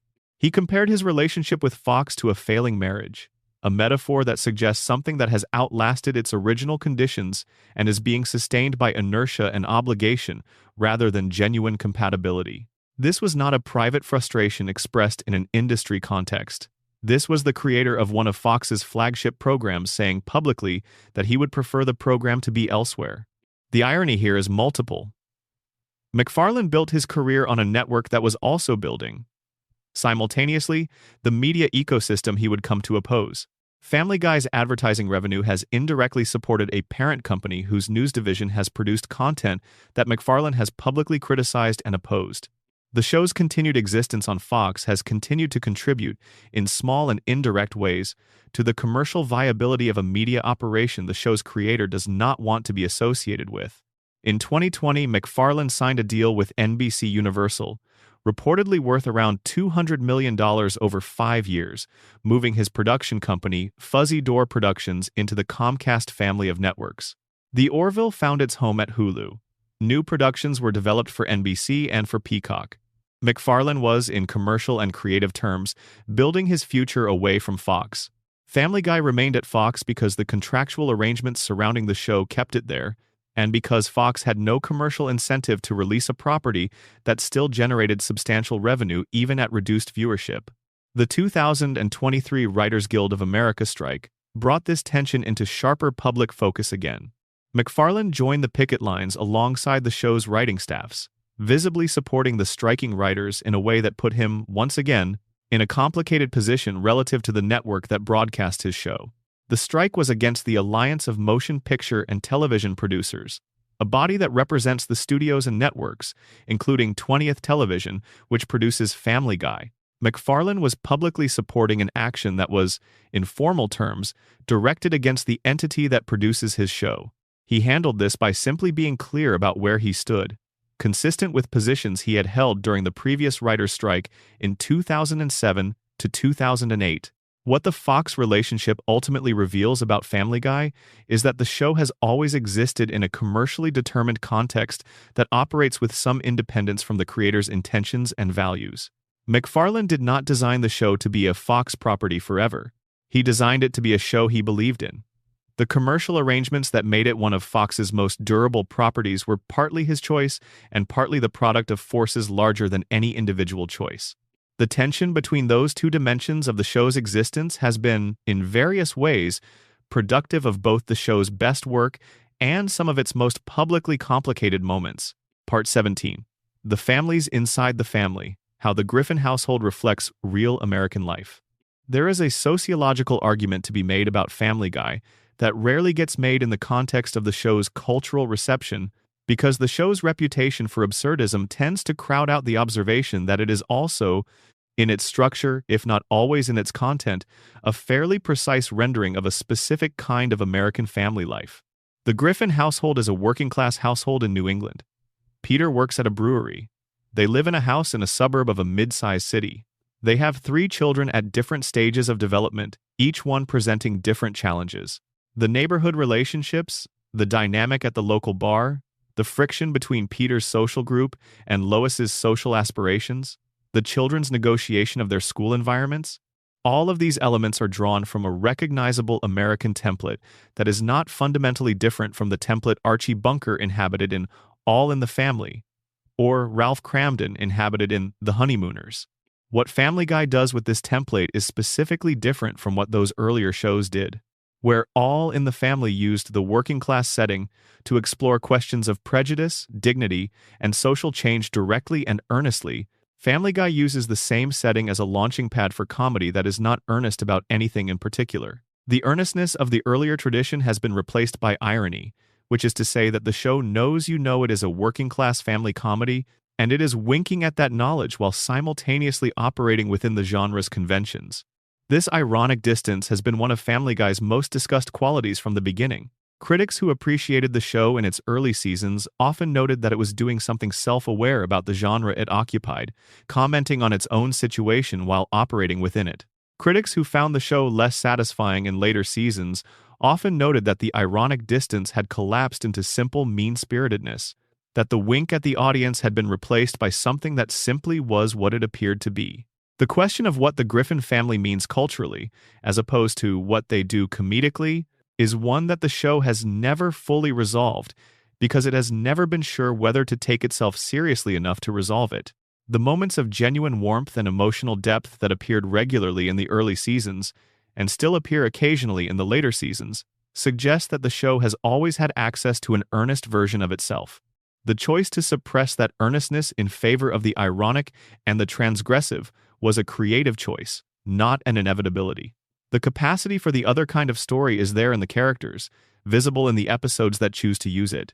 What this means for the long arc of the show is that the Griffin family exists as a kind of contested space, perpetually negotiating between the warmth that made them worth caring about and the absurdism that made them worth watching. The best seasons found ways to hold both at once. The seasons that critics found less satisfying tended to let one dimension crowd out the other. The warmth lost to absurdism makes a show that is funny but not felt.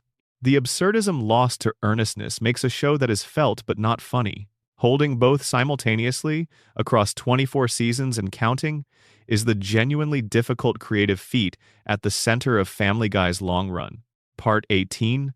The animation itself. What changes in the way the show looks and what that costs. The visual history of Family Guy is a story that runs parallel to the narrative history and commentary history of the show, rarely discussed in the same breath but genuinely consequential for how the comedy lands. Animation style is not cosmetic, it is functional. The way a character moves, the expressiveness of their faces, the energy in their physical gestures, the timing of a visual gag within a sequence of drawn frames. All of these are products of animation choices that directly affect whether the joke works or does not work. A cutaway gag animated with loose, expressive character movement that gives the timing room to breathe will land differently than the same joke animated with stiffer, more economical character movement. The difference may be imperceptible to the casual viewer, but it is being registered, continuously, by the viewer's unconscious assessment of whether what they are watching is alive. The early seasons of Family Guy, animated at Rough Draft Studios in South Korea, had a quality that fans of the show have described with consistent vocabulary across the years. Loose, energetic, slightly rough around the edges. The character models were not always perfectly consistent from scene to scene. The movements sometimes had a scrappiness to them that more polished animation would have smoothed out. But this roughness was part of the show's energy. It felt handmade in a way that communicated genuine creative life, as though the people drawing the frames were engaged and expressive, rather than executing a formula. When the show returned from cancellation in 2005, the animation was handled by different studios and had a noticeably different quality. The outlines were cleaner and thicker. The character movements were more consistent and more restricted. The overall visual impression was more polished, but also, in the specific vocabulary of the fans who had loved the original run, less alive. The characters moved like characters who had been told exactly how to move, rather than characters who were moving in response to what they were feeling. This distinction between technically better and experientially worse is one of the genuinely counterintuitive things about animation as a medium. More precise is not always more expressive. More consistent is not always more engaging. The roughness of an early animation that is genuinely trying to render a character's inner experience can connect with the viewer more directly than a polished animation that renders the character's outer form with perfect consistency but loses something of the inner life in the back process. The shift to digital Emation as the primary animation studio from Season 9 onward consolidated a visual style that has characterized the show's later years. The work is competent, consistent, and clean. The character models are maintained with precision. The movements are appropriate and recognizable. What many longtime fans find missing is the sense that someone was excited about drawing these particular frames, that there was creative enthusiasm in the rendering that made the final product feel like more than the execution of a spec. This is not a criticism of the animators themselves, who are skilled professionals doing their work to a high technical standard. It is an observation about what the creative and commercial pressures of long-running animation production tend to do to the texture of the finished work. As the production becomes more systematized, as the specifications become more precise, and the quality control more rigorous, the roughness that carried creative energy is progressively eliminated. The show becomes more itself in formal terms, more consistent, more recognizable, more standardized, while becoming less itself in experiential terms. The audience registers this in aggregate. It is part of what makes the show feel different to longtime viewers, even in episodes where the writing is strong. Something about the visual experience is telling them that the world they are in is slightly less alive than the world they remember. Part 19. What the show did to comedy, the cultural legacy in specific terms. The influence of Family Guy on the language and structure of American comedy in the 2000s and 2010s is difficult to overstate, partly because it operated through such a wide range of channels simultaneously. The most direct influence is structural.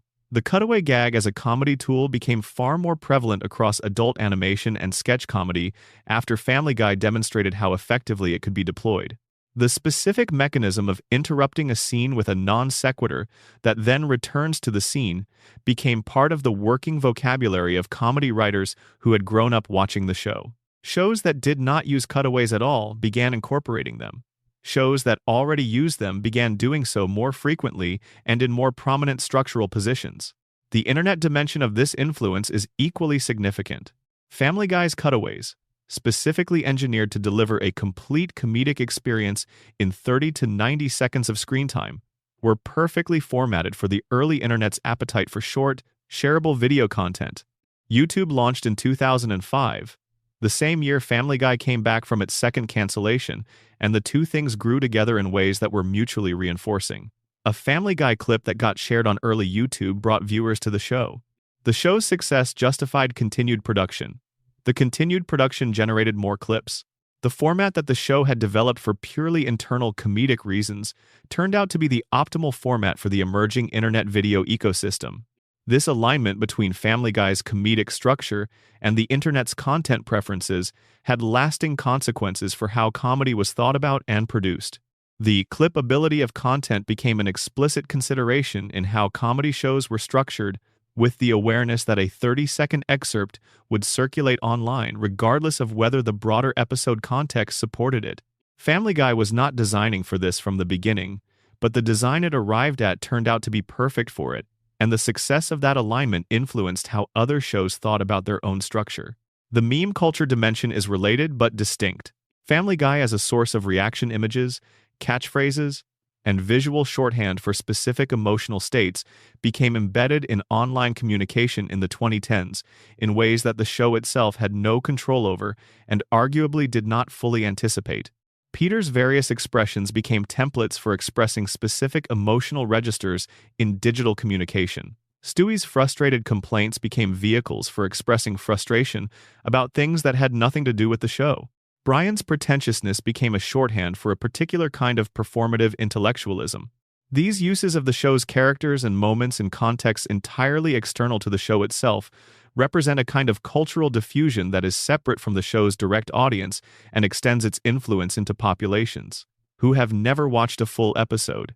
The generation of comedy writers who got their start in the Family Guy writers' room and went on to create other shows represents perhaps the most durable form of the show's influence. Writers who learned their craft in that room, who absorbed the specific practices and priorities of how Family Guy made its comedy, carried those practices and priorities into other creative contexts. The way Family Guy thinks about a joke, the tolerance for transgression balanced by the requirement for craft, the specific timing sensibility that the show developed through its cutaway structure, all of these became part of the broader vocabulary that a generation of comedy writers brought to their own work. Part 20. The Night Watch, finding the show in the quiet hours. There is something specifically appropriate about approaching Family Guy in the late hours, in the soft light of a screen in an otherwise dark room, with the day settled and the mind beginning to loosen its grip on the things it was holding during the hours of activity. The show, for all its loudness, for all its refusal of sentiment and its deliberate provocation, is at its heart a show about people who are trying to manage something. Peter is trying to manage his own limitations in a world that occasionally notices them. Lois is trying to manage everyone else's limitations in a world that falls apart the moment she stops paying attention. The children are trying to manage the specific humiliations and confusions of being young in a family that does not quite know what to do with them. Brian is trying to manage the gap between who he believes himself to be and who he actually is. Stewie, in the early seasons, is trying to manage the extraordinary inconvenience of being the most capable person in the room, while also being physically unable to leave the room on his own. These are deeply human projects, not unique to Quahog, Rhode Island, not unique to animated families.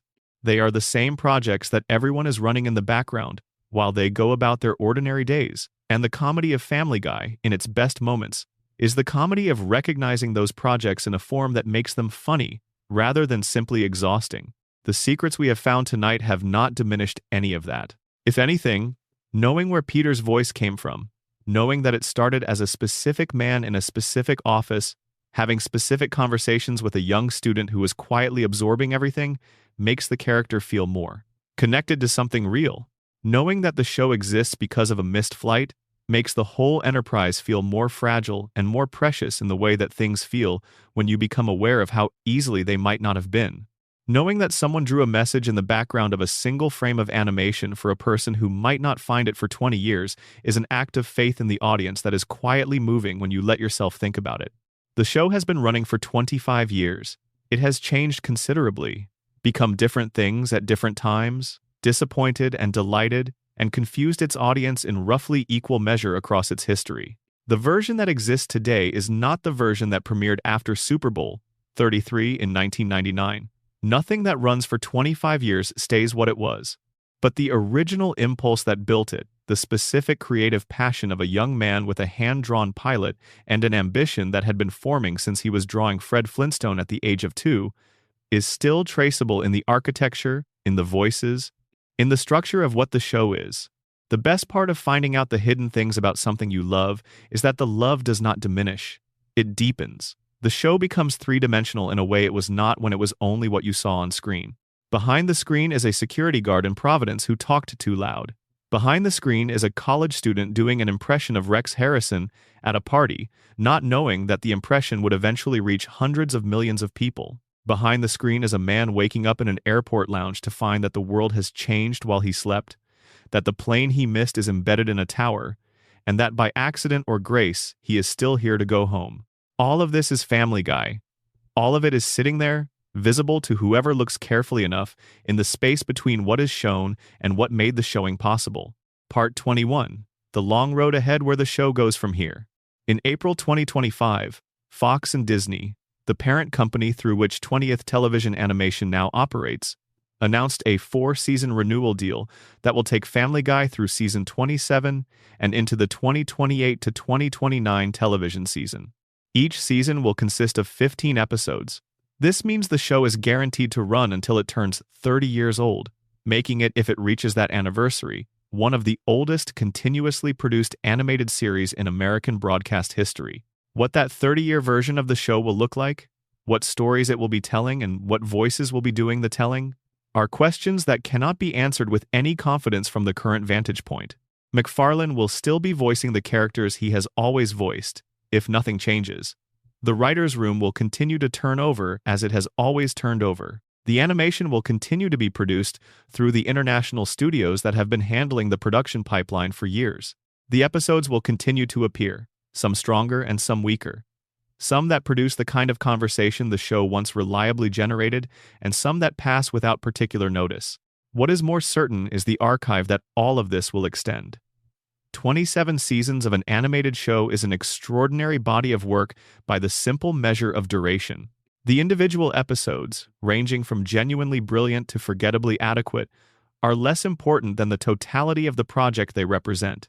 25-plus years of one creative voice, mediated through hundreds of collaborators and thousands of individual creative decisions, attempting to make people laugh at themselves and their world, and their limitations, and their occasional unexpected capacity for something like grace. That project has been imperfect by any honest measure. It has been inconsistent, sometimes cruel in ways that went past comedy into something else, sometimes lazy in ways that its best seasons would not have tolerated. It has also been, at its peaks, genuinely exceptional, inventive, pointed, emotionally surprising, willing to go somewhere unexpected and find something true there. Both things are real. The history of Family Guy contains both, and the history of anything creative and long-running always will. The show that began as a thesis film made by a young man who drew cartoons before he could write has become something that will outlast the circumstances of its creation, that will be watched and rewatched and argued about and quietly loved and occasionally despised for as long as people are curious about what American comedy thought it was doing in the first quarter of the 21st century. That is not nothing. That is, in fact, a considerable amount of something. Part 22. One last secret. The audience that kept the show alive. There is a final secret about Family Guy that is hiding in the most obvious place, so obvious that it tends to get overlooked entirely. The show's survival after 2 cancellations was accomplished not by a network decision or a critical reconsideration or an industry shift. It was accomplished by the people who watched it. The ones who bought the DVD sets in the months after the second cancellation, who carried the discs to college dorms and friends' apartments and played them for people who had never seen the show, who wrote about it online when online writing about television was still a relatively novel activity, who showed up for the Adult Swim reruns in numbers that nobody had anticipated. The audience for Family Guy rebuilt itself organically, through person-to-person transmission, and then went and found the network. This is the secret that the show's own history confirms every time it is told. Institutions do not save shows. People do. The calculation that Fox made in 2004 when it ordered 35 new episodes of a show it had canceled twice was a calculation about the size and the enthusiasm of an audience that had made its preferences known through every channel available to it. The network followed the audience. The audience had already made the decision. This dynamic, in different forms, is part of the show's entire history. The audience that watched the original run and then found the Adult Swim reruns and then bought the DVDs was communicating, continuously, that the thing the show was doing had value for them, that it was doing something in their lives that they were not getting elsewhere. Not everyone could articulate what that something was, and not everyone who loved the show would have used the same words to describe it. But the behavior was unambiguous. What Family Guy was doing for its audience, in the clearest and most basic terms, was providing a place where the pressure of the ordinary world lifted for 20 minutes. Where the constraints that governed every other kind of television, the requirement that characters grow, that plots resolve, that behavior have consequences, that sentiment be earned through sustained effort, all of those constraints fell away, and the only requirement was that something be funny. The cartoon dog could say something smart. The baby could build a time machine. The father could have a fight with a chicken that destroyed half the city. Nothing needed to mean more than what it was. And sometimes, when a show gives you exactly that, it is exactly what you need. The secret hiding in the most obvious place, the one that the show's entire history keeps confirming, is that the people watching matter more than any other variable in the story of what a show becomes and whether it endures. The network can make decisions, the creator can make decisions, the the writers can make decisions, and all of those decisions shape what the show is. But the audience decides whether the show exists at all. Family Guy exists because the audience decided that it should. That is the most hidden secret of all, and the most worth knowing. Thank you so much for being here tonight and letting me share this with you. If these stories kept you company through the dark hours, or helped carry you towards sleep, or just gave your mind somewhere interesting to wander, then exactly the right thing happened. Leave a like if you want more of this, and subscribe so you are there when the next one comes out. Tell me where you are and what time it is. I mean that. I love to know. Good night. Take care of yourselves. I will see you in the next one. End of script. We have traveled far tonight, through a small town in Connecticut and a Noyes, Rhode Island security guard and the specific hangover that saved the entire enterprise. Through a flight that did not take its passenger, and a casting booth where William H. Macy almost became a dog, and a late-night cable network that did not realize it was saving a television institution when it bought some cheap syndication rights. Through banned episodes and hidden messages, and the specific sound of Rex Harrison's voice being slowly transformed, through a college party impression, into the most memorably sinister baby in animation history. The things we found along the way are connected by more than chronology. They are connected by a quality that good creative work seems to always possess: the evidence. Everywhere you look at it closely enough, that it was made by real human beings whose real lives were feeding into every decision. The security guard whose volume was Peter's volume. The cousin whose voice was Lois's voice. The actor in My Fair Lady whose theatrical self-certainty was Stewie's theatrical self-certainty. The creator's own voice, unperformed and natural, being Brian's voice. These correspondences between life and art do not make the art less artful. They make it more specific, more grounded, more alive than a purely invented version would have been. The show's 25 years on air include seasons that are genuinely brilliant and seasons that are genuinely mediocre, and an enormous amount of territory in between. It includes moments that shocked people who thought the show could not surprise them anymore, and moments that bored people who had been surprised by the show so many times that the surprises had lost their charge.